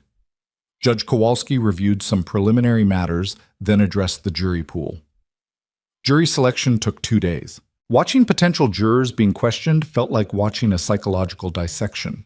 Schaffer's team eliminated anyone who seemed too sympathetic to Emily, anyone who'd posted about the case on social media, anyone who had strong opinions about wealth inequality.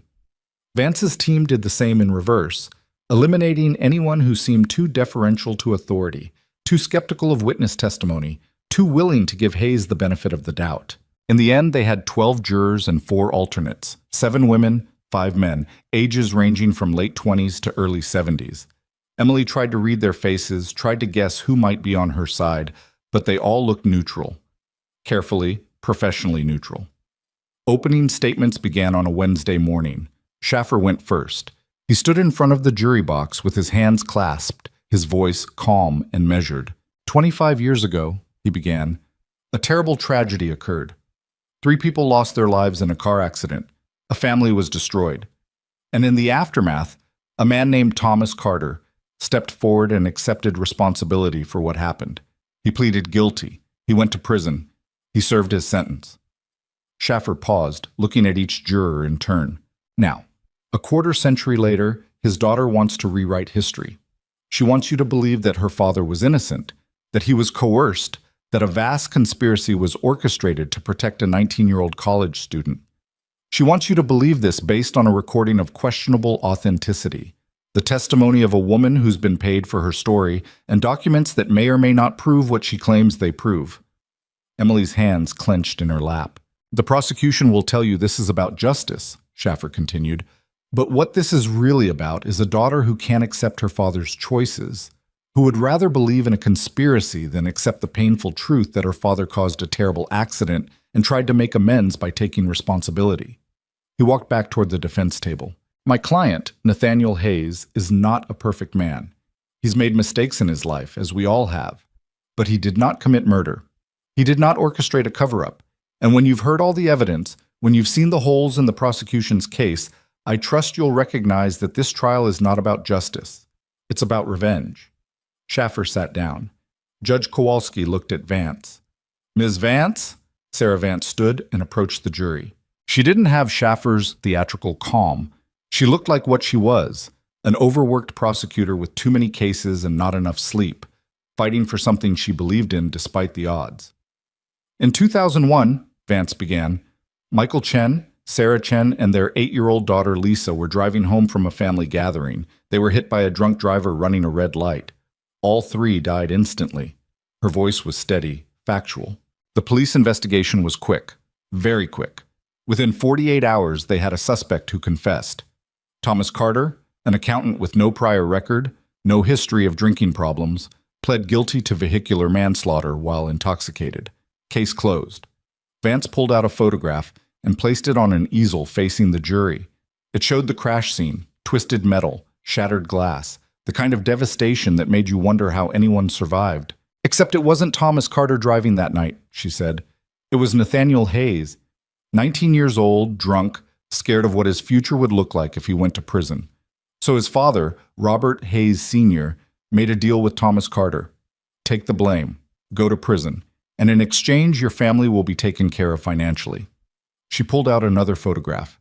This one showed Thomas Carter on the day he was sentenced, younger than Emily remembered him, shoulders slumped, eyes hollow. Thomas Carter kept his end of the bargain. He went to prison. He served 12 years. And when he got out, the Hayes family reneged. No money, no support, nothing. Vance's voice hardened. But Thomas Carter had done one smart thing. Before he went to prison, he recorded a phone call with Nathaniel Hayes. A call where Hayes begged him to take the blame, promised him everything, admitted that he was the one driving. She pulled out a still image from Emily's video.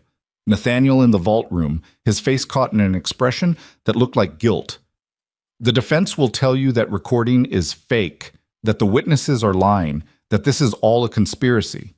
Vance shook her head. But the evidence doesn't lie. The timeline doesn't lie.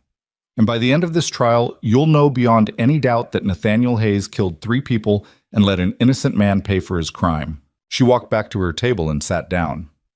Judge Kowalski looked at both sides. Call your first witness, Ms. Vance. The prosecution's case unfolded over the next 3 weeks. Vance called Claire Mendez first. Claire took the stand looking terrified, her hands shaking as she was sworn in. Can you tell the jury where you were on the night of August 4th, 2001? Vance asked. I was at a party in the Hamptons, at a private estate. And how did you end up there? I was dating someone who knew the Hayes family. He brought me as his +1. Did you know Nathaniel Hayes before that night? We'd met a few times, just casually. What happened at the party? Claire took a shaky breath. Nathaniel was drinking. A lot. He kept doing shots with some of the other guys, getting louder, more aggressive. Around midnight, he said he was leaving. I'd had a fight with my boyfriend and wanted to get out of there, so I asked if I could catch a ride. And did you? Yes. We got in his car, a BMW, black. I remember because it was brand new and he kept talking about how much it cost. What happened next? He was driving too fast. I told him to slow down, but he just laughed. Said he knew these roads, that he could drive them drunk or sober, didn't matter. Claire's voice cracked. Then we came to an intersection. The light was red. I saw it turn red. I told him to stop, but he didn't. He just kept going. The courtroom was silent. And then? Vance prompted gently. Then we hit the other car. Right on the driver's side. The sound was, I can't even describe it, like the whole world was ending. Tears were running down Claire's face now. Nathaniel stopped the car about 50 feet past the intersection. He was panicking, saying, oh fuck, over and over. I looked back and saw the other car. It was completely destroyed. What did you do? I wanted to call 911, but Nathaniel grabbed my phone and threw it out the window. He said we couldn't stay, that if anyone found out he was driving drunk, his life would be over. He drove us back to the estate. And then what happened? He called his father. About an hour later, his father showed up with a lawyer. They took me into a room and told me that I needed to forget everything I'd seen, that if I told anyone, they'd make sure I regretted it. Claire wiped her eyes. They gave me $50,000 in cash and made me sign something saying I'd never speak about it. Did you take the money? Yes. Claire's voice was barely a whisper. I was 19, I was terrified, and I took the money. Vance nodded. Thank you, Ms. Mendez, no further questions. Schaffer stood for cross-examination. He didn't attack right away. He started gentle, almost sympathetic.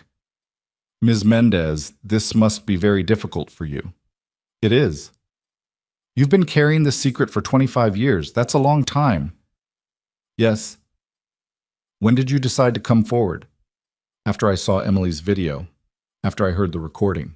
So you didn't feel compelled to tell the truth until you saw that Ms. Carter was making this public. I was scared before that. Scared of what exactly? The Hayes family? Did they threaten you recently? No, but in the past 25 years, has anyone from the Hayes family contacted you to maintain your silence? No. Have they threatened you? No, but I knew. You knew what, Miss Mendez? You knew that something you imagined might happen, even though it never did? Schaffer's voice remained calm, but there was an edge to it now. Or did you know that coming forward now, when there's massive media attention, might be financially beneficial? I'm not being paid. Not directly, perhaps, but you've signed with a literary agent, haven't you, for a book deal? Claire's face flushed. That was after I agreed to testify. How much is the book deal worth? I'm not sure yet. Ballpark figure, Ms. Mendez. Are we talking 5 figures? 6? 7? Vance stood. Objection. Relevance. Goes to witness credibility, Your Honor, Schaffer said. I'll allow it, Judge Kowalski said. Answer the question, Ms. Mendez. The advance is $250,000, Claire said quietly. A murmur went through the courtroom. Schaffer nodded. $250,000 for a book about your version of events from a night 25 years ago. It's not a version. It's what happened. Is it? Because I have to wonder, Ms. Mendez, if your memory of that night might have been influenced by the recording you heard, by the media coverage, by the opportunity for financial gain. That's not... You said you were drinking at the party, correct? A little. How much is a little? I don't remember exactly. It was 25 years ago. So your memory is imperfect. About how much I drank, yes, but I remember the crash. Do you? Or do you remember what you've been told happened, what you've seen in news coverage, what you've constructed in your mind over 2.5 decades? Vance objected again. Judge Kowalski sustained it this time, but the damage was done. Emily could see it in the jurors' faces, doubt creeping in, questions forming. The cross-examination continued for another hour.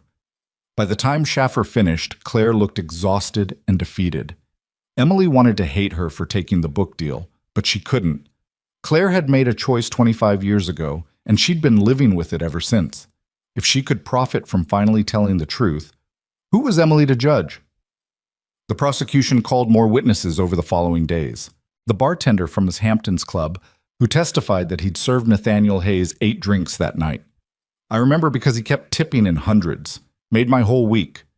The forensic accountant who walked through the financial records showing payments from Hayes Industries to various shell companies, then traced those payments to accounts connected to Thomas Carter. Payments that were supposed to continue but stopped abruptly after 3 months. Judge Whitman, who testified about the pressure he'd received to expedite Thomas Carter's trial. Linda Morrison, who cried on the stand while talking about her husband's investigation and subsequent blacklisting. Each witness added another piece to the puzzle, but each one also got torn apart on cross-examination. The bartender admitted he couldn't be 100% certain it was Hayes he'd served. It was dark. He'd served hundreds of customers that summer. Memories fade. The accountant conceded that the financial trail, while suspicious, didn't definitively prove a bribery arrangement. Judge Whitman acknowledged that he couldn't prove the phone calls he'd received were directly from the Hayes family. They'd come from intermediaries, lawyers, people claiming to represent concerned parties. And Linda Morrison, for all her conviction, hadn't actually witnessed anything herself. She was testifying to what her dead husband had told her, which was hearsay, which Schaffer made sure the jury understood wasn't reliable evidence. By the time the prosecution rested, Emily felt hollowed out. They'd presented everything they had. Every piece of evidence, every witness, every document. But she couldn't tell if it was enough. The defense case began on a Monday in early May. Schaffer called character witnesses first. People who'd known Nathaniel Hayes for decades, who testified that he was honest, charitable, a devoted father. I've worked with Nate for 15 years, one executive said. I've never known him to lie about anything, not even small things. Then came the expert witnesses. A forensic audio analyst who testified that the recording Emily had presented showed signs of manipulation. There are digital artifacts suggesting editing. Portions may have been spliced together. Vance challenged him hard on cross-examination, getting him to admit he couldn't say definitively that the recording was fake, only that it showed some anomalies that could indicate chassetine or could indicate age and degradation of the original file. Then Schaffer called a retired police detective who'd worked the original crash investigation. Did you have any reason to doubt Thomas Carter's confession? Schaffer asked. No, he was cooperative, coherent, remorseful. He understood his rights. His attorney was present. Everything was by the book. Did anyone pressure you to close the case quickly? Absolutely not. We investigated thoroughly and followed the evidence where it led. Vance's cross-examination focused on the unusual speed of the investigation, 48 hours from crash to confession, but the detective held firm. Some cases are complicated, some are straightforward. This one was straightforward. Finally, on a Thursday afternoon, Schaffer called his last witness. Nathaniel Hayes himself. The courtroom went completely silent as Hayes walked to the stand. He looked different than he had at the start of the trial. Thinner, older. The confident CEO was gone, replaced by something more human and more fragile. After being sworn in, he sat down and looked at Schaffer. "Mr. Hayes," Schaffer began, "did you drive the car that struck and killed Michael Chen, Sarah Chen, and Lisa Chen on August 4th, 2001? "No," Hayes said clearly. "I did not." "Were you at the party that night?" "Yes, I was." "Were you drinking?" "I'd had a few drinks earlier in the evening, but I wasn't drunk, and I didn't drive that night." "Do you know who did?" Hayes looked down at his hands. "Thomas Carter did. I was at the party when I got a call from him. He was hysterical, saying he'd been in an accident, that people were dead. He begged me not to tell anyone he'd called me, said he was going to turn himself in, but he needed to talk to someone first." Emily's jaw clenched so hard it hurt. "Why would he call you?" Schaffer asked. "We knew each other. Not well, but we'd talked a few times when he came to my father's office. He knew I was around his daughter's age. I think he just needed to hear a voice, someone who wouldn't judge him." "And the recording Ms. Carter presented?" "I've listened to it. Parts of it are real, fragments of conversations I had with Thomas over the years. But it's been edited, taken out of context, made to sound like something it wasn't." Hayes looked at the jury. "I never asked him to take the blame. I never promised him money. That's not what happened." Schaffer nodded. "One final question, Mr. Hayes. Did you have anything to do with the death of Michael, Sarah, and Lisa Chen?" "No," Hayes said, his voice breaking slightly. "And I've spent 25 years wishing I could have done something to prevent it, but I didn't cause it. Thomas Carter did." Schaffer sat down. Vance stood for cross-examination. She approached slowly, carrying a folder. "Mr. Hayes," she began, "you testified that you'd had a few drinks that night. How many is a few? 2, maybe 3. The bartender testified that you had 8 drinks. Was he lying?" "He was mistaken." "Mistaken by 5 or 6 drinks?" "It was 25 years ago. Memories aren't perfect." "Yet you remember the exact number of drinks you had?" "I remember that I wasn't drunk." Vance pulled out a credit card receipt and handed it to Hayes. "Is this your signature?" Hayes looked at it. "Yes." "This receipt shows 8 drinks charged to your credit card at the country club bar between 8 p.m. and 11 p.m. on August 4th, 2001. Were you buying drinks for other people?" "Possibly." "Do you remember who?" "No." "But you remember having exactly 2 or 3 drinks yourself?" Hayes's jaw tightened.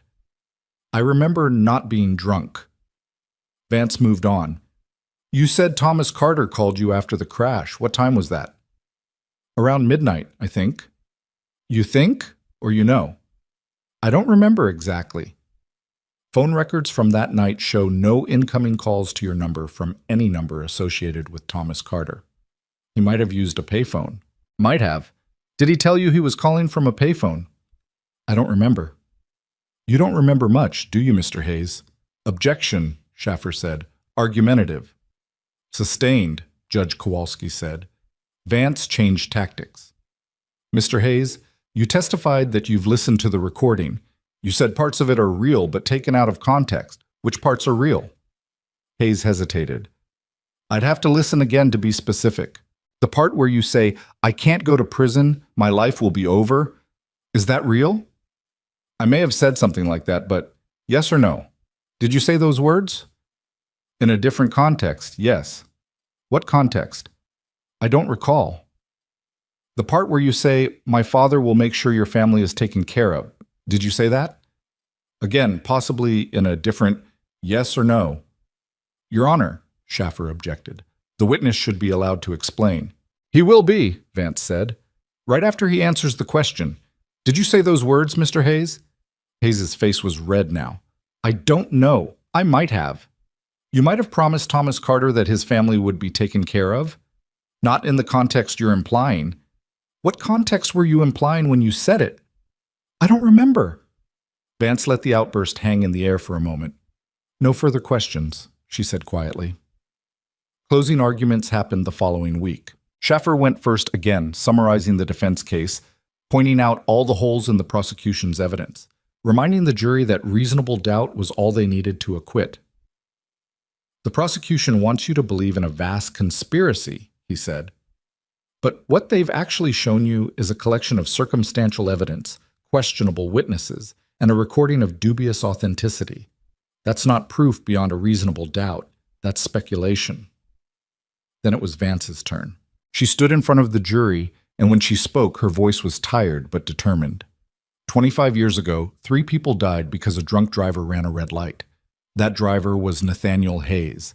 And instead of accepting responsibility, instead of facing the consequences of his actions, he used his family's money and influence to destroy an innocent man's life. She walked along the jury box, making eye contact with each juror. The defense wants you to focus on small inconsistencies. They want you to doubt the recording, doubt the witnesses, doubt everything except Nathaniel Hayes' word. But ask yourself, why would Thomas Carter confess to a crime he didn't commit? Why would he spend 12 years in prison, lose his family, lose everything, if he wasn't forced into it? Vance pulled out the photograph of Thomas Carter one more time. This man died believing he was a criminal. He died in shame. And the only thing standing between him and justice is you. 12 people who have the power to say that money doesn't put you above the law, that 25 years doesn't erase murder, that the truth matters. She walked back to her table. Nathaniel Hayes killed 3 people and let an innocent man take the blame. The evidence proves it. Your conscience knows it, and now it's time for justice. The jury deliberated for 4 days. 4 days of Emily sitting in her apartment, unable to eat, unable to sleep, unable to do anything except refresh news sites and pace her living room. On the afternoon of the 4th day, her phone rang. It was Vance. "They have a verdict," she said. "Get to the courthouse." Emily made it there in 20 minutes. The courtroom was packed again, every seat filled, people standing in the back. She took her place behind the prosecution table. Nathaniel Hayes was led in. He looked like he hadn't slept either. The jury filed in. Emily tried to read their faces, but they all looked carefully blank. Judge Kowalski addressed them. "Has the jury reached a verdict?" The forewoman stood. "We have, Your Honor." "What say you?" The forewoman looked down at the paper in her hands. "On the count of second-degree murder in the death of Michael Chen, we find the defendant guilty." Emily's breath stopped. "On the count of second-degree murder in the death of Sarah Chen, we find the defendant guilty." Someone in the back of the courtroom started crying. "On the count of second-degree murder in the death of Lisa Chen, we find the defendant guilty." 3 counts, 3 guilty verdicts. The forewoman continued through the remaining charges. Obstruction of justice, guilty. Witness tampering, guilty. Conspiracy, guilty. All 8 counts. Guilty on all charges. Emily heard the words, but they didn't feel real. She looked at Hayes, who'd gone completely white, his lawyers already surrounding him, whispering urgently. Judge Kowalski thanked the jury and set a sentencing date for 6 weeks later. The courtroom erupted as soon as she left the bench. Reporters rushing out to file stories, spectators arguing, Hayes' sister sobbing in the front row. Emily just sat there. Sarah Vance touched her shoulder. "We did it," she said. "Yeah," Emily whispers, "son, we did." But she didn't feel victorious. She felt empty, because her father was still gone. And a guilty verdict didn't bring him back. The sentencing hearing was scheduled for late June, but Emily didn't spend those 6 weeks celebrating. She spent them trying to figure out what justice actually meant. The guilty verdict had made headlines worldwide. Nathaniel Hayes, fallen billionaire, convicted murderer. The story had everything the media loved: wealth, corruption, a David versus Goliath narrative that fit neatly into 2-minute news segments. But for Emily, the victory felt incomplete. Her father's conviction still stood on the books. The guilty plea from 2001 hadn't been overturned yet. Technically, in the eyes of the law, both men were convicted killers now. Hayes for committing the crime, her father for confessing to it. David Park, her father's old public defender, filed a motion for posthumous exoneration 3 days after the verdict. It's a long shot, he told Emily over coffee in his cramped Brooklyn office. The legal system doesn't like admitting it got things wrong. Even with Hayes convicted, they could argue that your father's guilty plea stands on its own merits. That's insane. That's the law. Park stirred sugar into his coffee, the spoon clinking against the ceramic. But we've got a better chance now than we ever did. Public pressure, media attention, a jury that already decided Hayes was lying, all of that works in our favor. How long will it take? Months, maybe a year. These things don't move fast. Emily stared into her own untouched coffee. He's been dead for 2 years. What difference does it make now? It makes a difference to history, Park said quietly. It makes a difference to how he's remembered. And maybe that's not everything, but it's something. Emily wanted to believe that. She wanted to believe her father would have cared about his name being cleared, even posthumously. But she couldn't shake the memory of visiting him in the hospital those last weeks, watching him struggle to breathe, and hearing him say he was sorry for failing her. He'd never once said he was innocent, never once fought the narrative that he was a drunk driver who'd killed a family. He just accepted it, carried it, died with it. The morning of the sentencing, Emily woke up at 5 a.m. from a dream she couldn't quite remember. She showered, dressed in the same black pants and white shirt she'd worn to the trial, and took the subway to Manhattan. The courthouse steps were crowded again, but the energy felt different this time. Less angry, more expectant. People wanted to see Nathaniel Hayes get what he deserved. Emily pushed through them without making eye contact. Inside, she found Sarah Vance already at the prosecution table reviewing notes. "You ready for this?" Vance asked. "I don't know what I am." "That's fair." Vance closed her folder. "Judge Kowalski is going to ask if you want to make a victim impact statement. You don't have to, but if you do, now's your chance."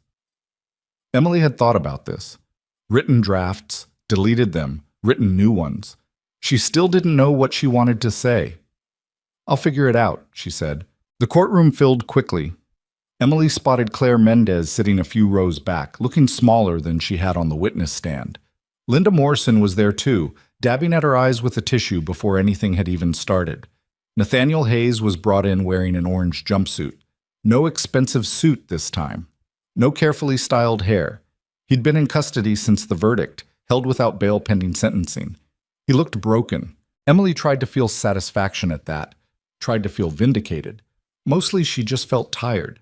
Judge Kowalski entered and everyone rose. "Be seated," she said, settling into her chair with a stack of papers in front of her. "We're here for sentencing in the matter of the People versus Nathaniel Hayes. Mr. Hayes has been convicted on 8 counts, and I've reviewed the pre-sentencing report as well as letters submitted on behalf of both the defense and prosecution." She looked at Hayes over her reading glasses. "Before I pronounce sentence, I want to address something.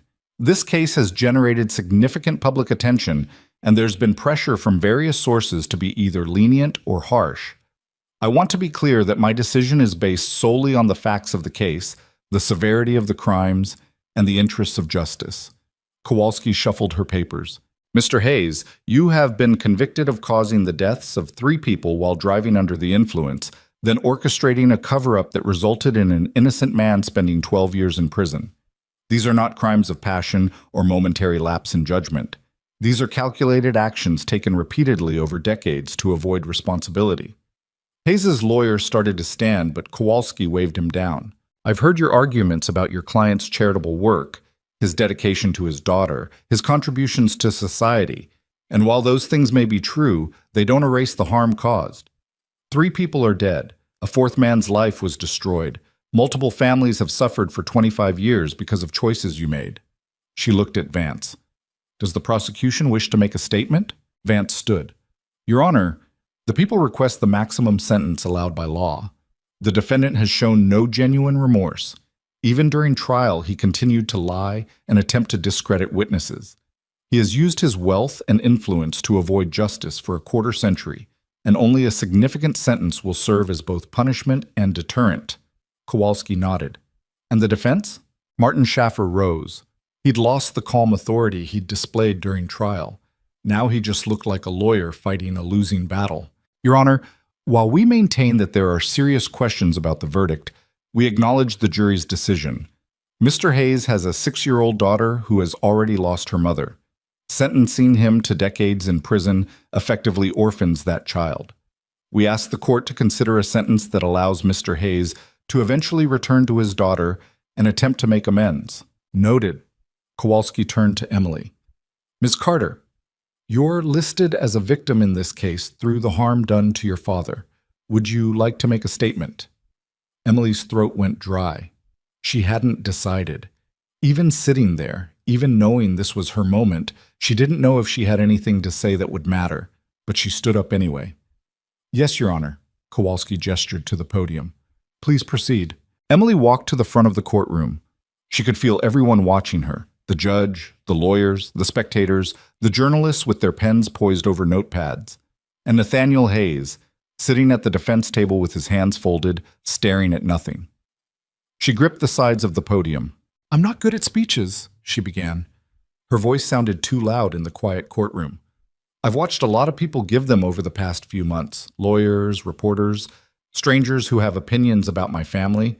Everyone seems to know exactly what to say and how to say it. She paused, trying to find the right words. My father's name was Thomas Carter. He wasn't remarkable. He didn't build companies or make millions or change the world. He was just a regular person trying to take care of his family. And when someone with money and power told him that sacrificing himself was the only way to keep us safe, he believed them. Emily looked at Hayes for the first time. I used to hate my father for that, for being weak enough to confess to something he didn't do, for leaving us to deal with the shame and the whispers and the way people looked at us, for dying before I could understand why he made that choice. Her voice cracked slightly.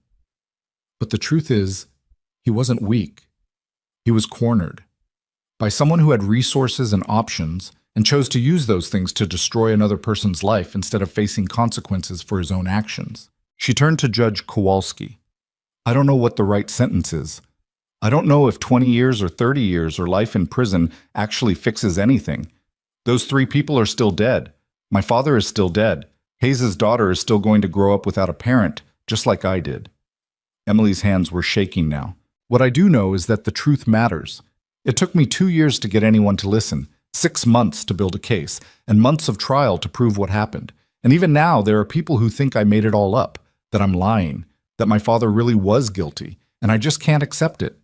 She looked back at Hayes. So I guess what I want to say is this. I'm glad you were convicted. I'm glad the jury heard the evidence and made the right decision. But I don't feel victorious. I just feel like maybe, finally, people know the truth. And my father doesn't have to be remembered as a drunk driver who killed a family. He can be remembered as a man who made an impossible choice because he was given no other option.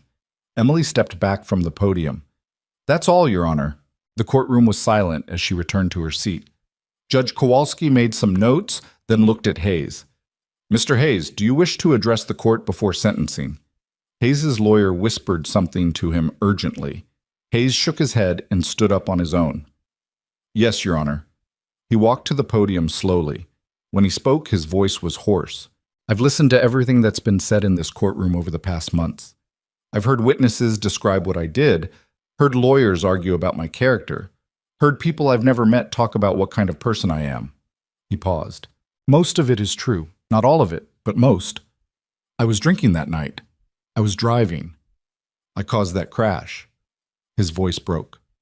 I killed 3 people, and instead of accepting responsibility, I let my father convince me that we could make it go away, that we could pay someone to take the blame and everything would be fine. Hayes looked at Emily. Thomas Carter wasn't supposed to die in shame. He was supposed to be compensated, taken care of. That was the deal. But after my father died, I told myself that deal died with him, that I didn't owe Carter anything because I hadn't made the arrangement. My father had. I convinced myself that was true for so long that I almost believed it. He turned back to the judge. I don't expect forgiveness. I don't deserve it. But I want to say for the record that Emily Carter is right. Her father wasn't weak. He was put in an impossible position by people who had all the power, and he did what he thought he had to do to protect his family. That's not weakness. That's love.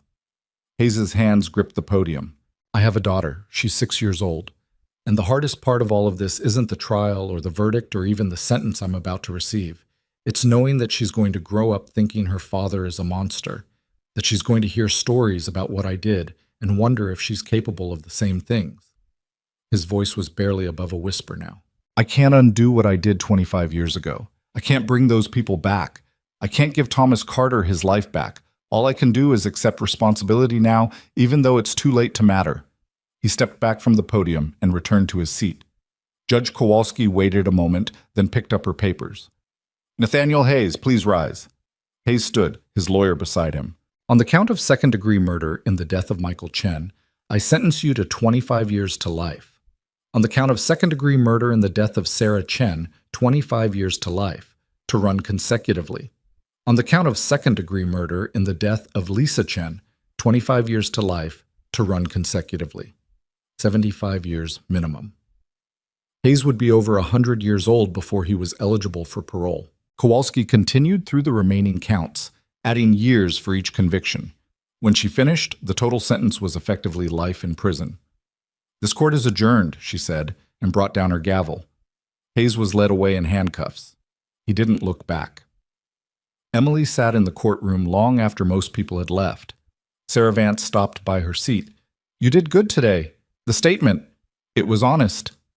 Thanks. What are you going to do now? Emily hadn't thought that far ahead. For so long, her entire life had been focused on this case, this trial, this moment. Now that it was over, she had no idea what came next. I don't know, she said. Maybe nothing for a while. Vance smiled. Nothing sounds nice. But Emily didn't get to do nothing. 3 weeks after the sentencing, David Park called with news about the posthumous exoneration motion. The judge granted it, he said, barely containing his excitement. Your father's conviction has been vacated, completely erased from the record. In the eyes of the law, Thomas Carter is innocent. Emily was sitting in her apartment when she got the call. She'd been staring at her laptop, half-heartedly browsing job listings, when her phone rang. Now she just stared at the wall. Emily, you there? Yeah, she said. I'm here. I don't know what I'm supposed to feel. Feel whatever you want. But legally, officially, your father is no longer a convicted felon. His record is clean. The state has acknowledged that a miscarriage of justice occurred. After they hung up, Emily sat in the silence of her apartment. She wanted to feel relieved, vindicated, something. Instead, she felt hollow, because her father would never know. He'd died believing he was guilty, believing he'd failed his family, believing the lie that Nathaniel Hayes had forced him to live, and no court order could change that. Emily's phone buzzed with a text. It was from her mother. I heard about the exoneration. Can we talk? They hadn't spoken since that phone call months ago. Catherine had stayed away from the trial, refused to give interviews, made it clear she wanted nothing to do with Emily's crusade. Emily almost deleted the text, but instead she wrote back, Where? They met at a diner in Queens, the same one Emily and her father used to go to when she was young. Catherine was already there when Emily arrived, sitting in a booth by the window, looking older than Emily remembered. Hi, Mom. Emily. Catherine didn't stand up, didn't hug her, just gestured to the seat across from her. Thanks for coming. Emily slid into the booth. A waitress came by, and they both ordered coffee they probably wouldn't drink. I saw the sentencings on the news, Catherine said after a long silence. Hayes got life. Effectively, yes. Good. Catherine's hands twisted around her napkin. I'm glad. I know I didn't say that before, but I'm glad he's in prison. Emily didn't respond. I was angry at you, Catherine continued. When you released that video, when you started all of this, I thought you were dragging us through hell for nothing, that you were obsessed with something that couldn't be fixed. And now? Now I don't know. Catherine looked at her daughter properly for the first time. I spent 25 years trying to forget what happened, trying to move on, build a new life, and you ripped all of that open again. Dad deserved to have his name cleared. I know, but he's dead, Emily. Clearing his name doesn't bring him back. It doesn't undo the years he spent in prison, or the shame he carried, or the fact that he died thinking he'd destroyed our family. Emily felt her throat tighten. So what was I supposed to do? Just let Hayes keep living his perfect life while Dad's reputation stayed destroyed? I don't know. Catherine's voice rose, then dropped. I don't know what you were supposed to do. I just know that for 2 years I've been watching you destroy yourself over this, risking everything, making enemies of powerful people, putting yourself in danger. And for what? A court document that says your father was innocent? It's not just a document, isn't it? Catherine's eyes were wet now. Because your father is still dead. Those 3 people Hayes killed are still dead. And you're still here alone with no job and no future and a target on your back from people who think you ruined an innocent man's life. Emily looked down at her untouched coffee. I had to do something, she said quietly. I couldn't just let it go. I know. Catherine reached across the table and took Emily's hand. It was the first time they'd touched in years. You're just like him, your father. Once he decided something was right, he'd walk through fire to see it done, even if it destroyed him. That doesn't sound like a compliment. It's not. It's an observation. Catherine squeezed her hand. I loved your father, Emily, but watching him sacrifice himself for a promise that was never kept nearly killed me. And watching you do the same thing, throw yourself into this crusade, brought all of that back. Emily felt tears on her cheeks now. I'm sorry, she said. I'm sorry I hurt you. I'm sorry I made you relive all of this. But I'm not sorry I did it. Catherine nodded slowly. I know. And maybe that's okay. Maybe you needed to do this so you could move on, so we both could. They sat in the diner for another hour, talking about small things. Catherine's job at the hospital, Emily's plans to go back to school, the weather, the coffee, which had gone cold. When they finally left, Catherine hugged Emily on the sidewalk. Take care of yourself, she said. Please. I will. And Emily, your father would have been proud of you, even if he wouldn't have admitted it. 4 months after the sentencing, Emily enrolled in a paralegal certification program at a community college in Brooklyn. She thought about law school, but that felt too big, too overwhelming. She wanted to help people, but she wasn't ready to spend 3 more years studying and taking on massive debt. The paralegal program was practical. 6 months of classes, then she could start working at a law firm or nonprofit, helping people navigate a legal system that had chewed up her family and spit them out. She took the subway to classes 3 nights a week. During the day, she worked at a legal aid clinic in the Bronx, filing paperwork and answering phones and occasionally sitting in on client meetings. The work was boring and exhausting and paid almost nothing. Emily loved it because every person who came through those doors had a story like hers. Someone who'd been failed by the system, screwed over by people with power, left to figure out how to survive in a world that wasn't built for them. And Emily could help. Not in dramatic ways, not with viral videos or press conferences, just by knowing which forms to file, which deadlines mattered, which judges were sympathetic, and which ones weren't. Small victories. Incremental progress. But it mattered. On a cold afternoon in November, almost a year after the trial ended, Emily got a call from an unknown number. She almost didn't answer, but something made her pick up. Is this Emily Carter? Yes. My name is Angela Chen. I was Lisa Chen's cousin. Emily's breath caught. Lisa Chen, the 8-year-old girl who died in the crash.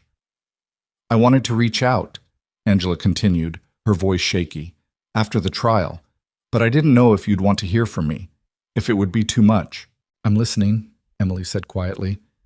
My family watched the trial, all of it, and we wanted you to know we're grateful for what you did, for making sure the truth came out. Emily closed her eyes. I'm so sorry for what happened to your family. We know it wasn't your fault. We know your father didn't do it, and we're sorry for what he went through, what you went through. Angela paused. We're having a memorial service next month, on the anniversary of the crash. We'd like you to come, if you want to. Emily thought about it, about facing the family of the people Hayes had killed, the people her father had supposedly killed for 25 years. I'll be there, she said. The memorial was held in a small church in Long Island. About 50 people gathered, mostly family, some friends, a few reporters who'd been following the case. Emily sat in the back, not wanting to intrude. Angela found her anyway. Thank you for coming, she said, sitting down beside Emily. It means a lot. Of course. The service was simple. People shared memories of Michael, Sarah, and Lisa Chen. Talked about what kind of people they'd been, what they'd loved, what they'd dreamed about. Lisa had wanted to be a veterinarian. Sarah had painted watercolors. Michael had coached Little League. They weren't just victims. They'd been people with full lives, cut short by someone's reckless choice. When the service ended, Angela introduced Emily to other family members. They were kind, gracious, more forgiving than Emily thought she could have been in their position. Your father didn't deserve what happened to him, Lisa's grandmother said, gripping Emily's hand. I'm glad his name was cleared. I'm glad people know the truth. Emily thanked her, not trusting herself to say more. On the drive back to the city, Emily thought about justice. Real justice, not the courtroom kind. Nathaniel Hayes was in prison. Her father's name was cleared. The truth was on the record. But 3 people were still dead. Her father was still gone. A 6-year-old girl was growing up without a father because of choices made decades ago. There were no winners here, just varying degrees of loss. And maybe that was the real lesson. That justice wasn't about revenge or vindication or even truth. It was about acknowledgement, about making sure the people who'd been hurt weren't forgotten, about refusing to let lies become the official story. It didn't undo the harm. It didn't bring anyone back. But it mattered. That night, Emily went to the cemetery. It was late, almost midnight.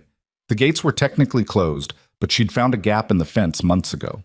She walked to her father's grave and sat down on the cold ground. "Hey, Dad," she said quietly. "I went to a memorial today for the family Hayes killed. They were nice, nicer than they had any reason to be." The wind rustled through the bare trees. "Your conviction was overturned. I know you can't hear this, but I wanted to tell you anyway. You're officially innocent. The record is clear. When people look up your name now, they won't see convicted killer. They'll see wrongly imprisoned." Emily pulled her jacket tighter against the cold. "I don't know if that matters to you, wherever you are. I don't know if you'd be proud or angry or just confused about why I couldn't let it go. Mom thinks I'm like you, too stubborn to walk away from something once I've decided it's right." She smiled slightly. "I'm going to law school eventually. Not now, but soon. I want to help people like us, people who get screwed by the system because they don't have money or connections or power. I figure that's something you'd understand."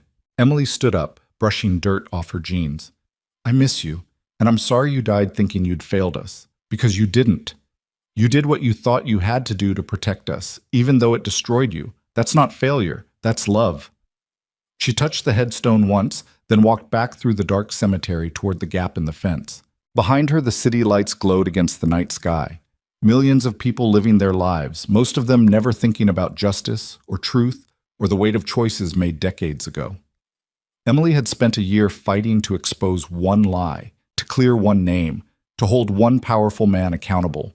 It had cost her everything: her job, her relationship with her mother, her anonymity, her peace. But when she thought about her father, about Thomas Carter spending 12 years in prison for something he didn't do, she couldn't regret it. Some things were worth fighting for, even when you knew you might lose. Some truths were worth telling, even when nobody wanted to hear them. And some lies were too big to let stand no matter how much time had passed. Emily walked out of the cemetery and into the cold November night. She had class in the morning, work in the afternoon.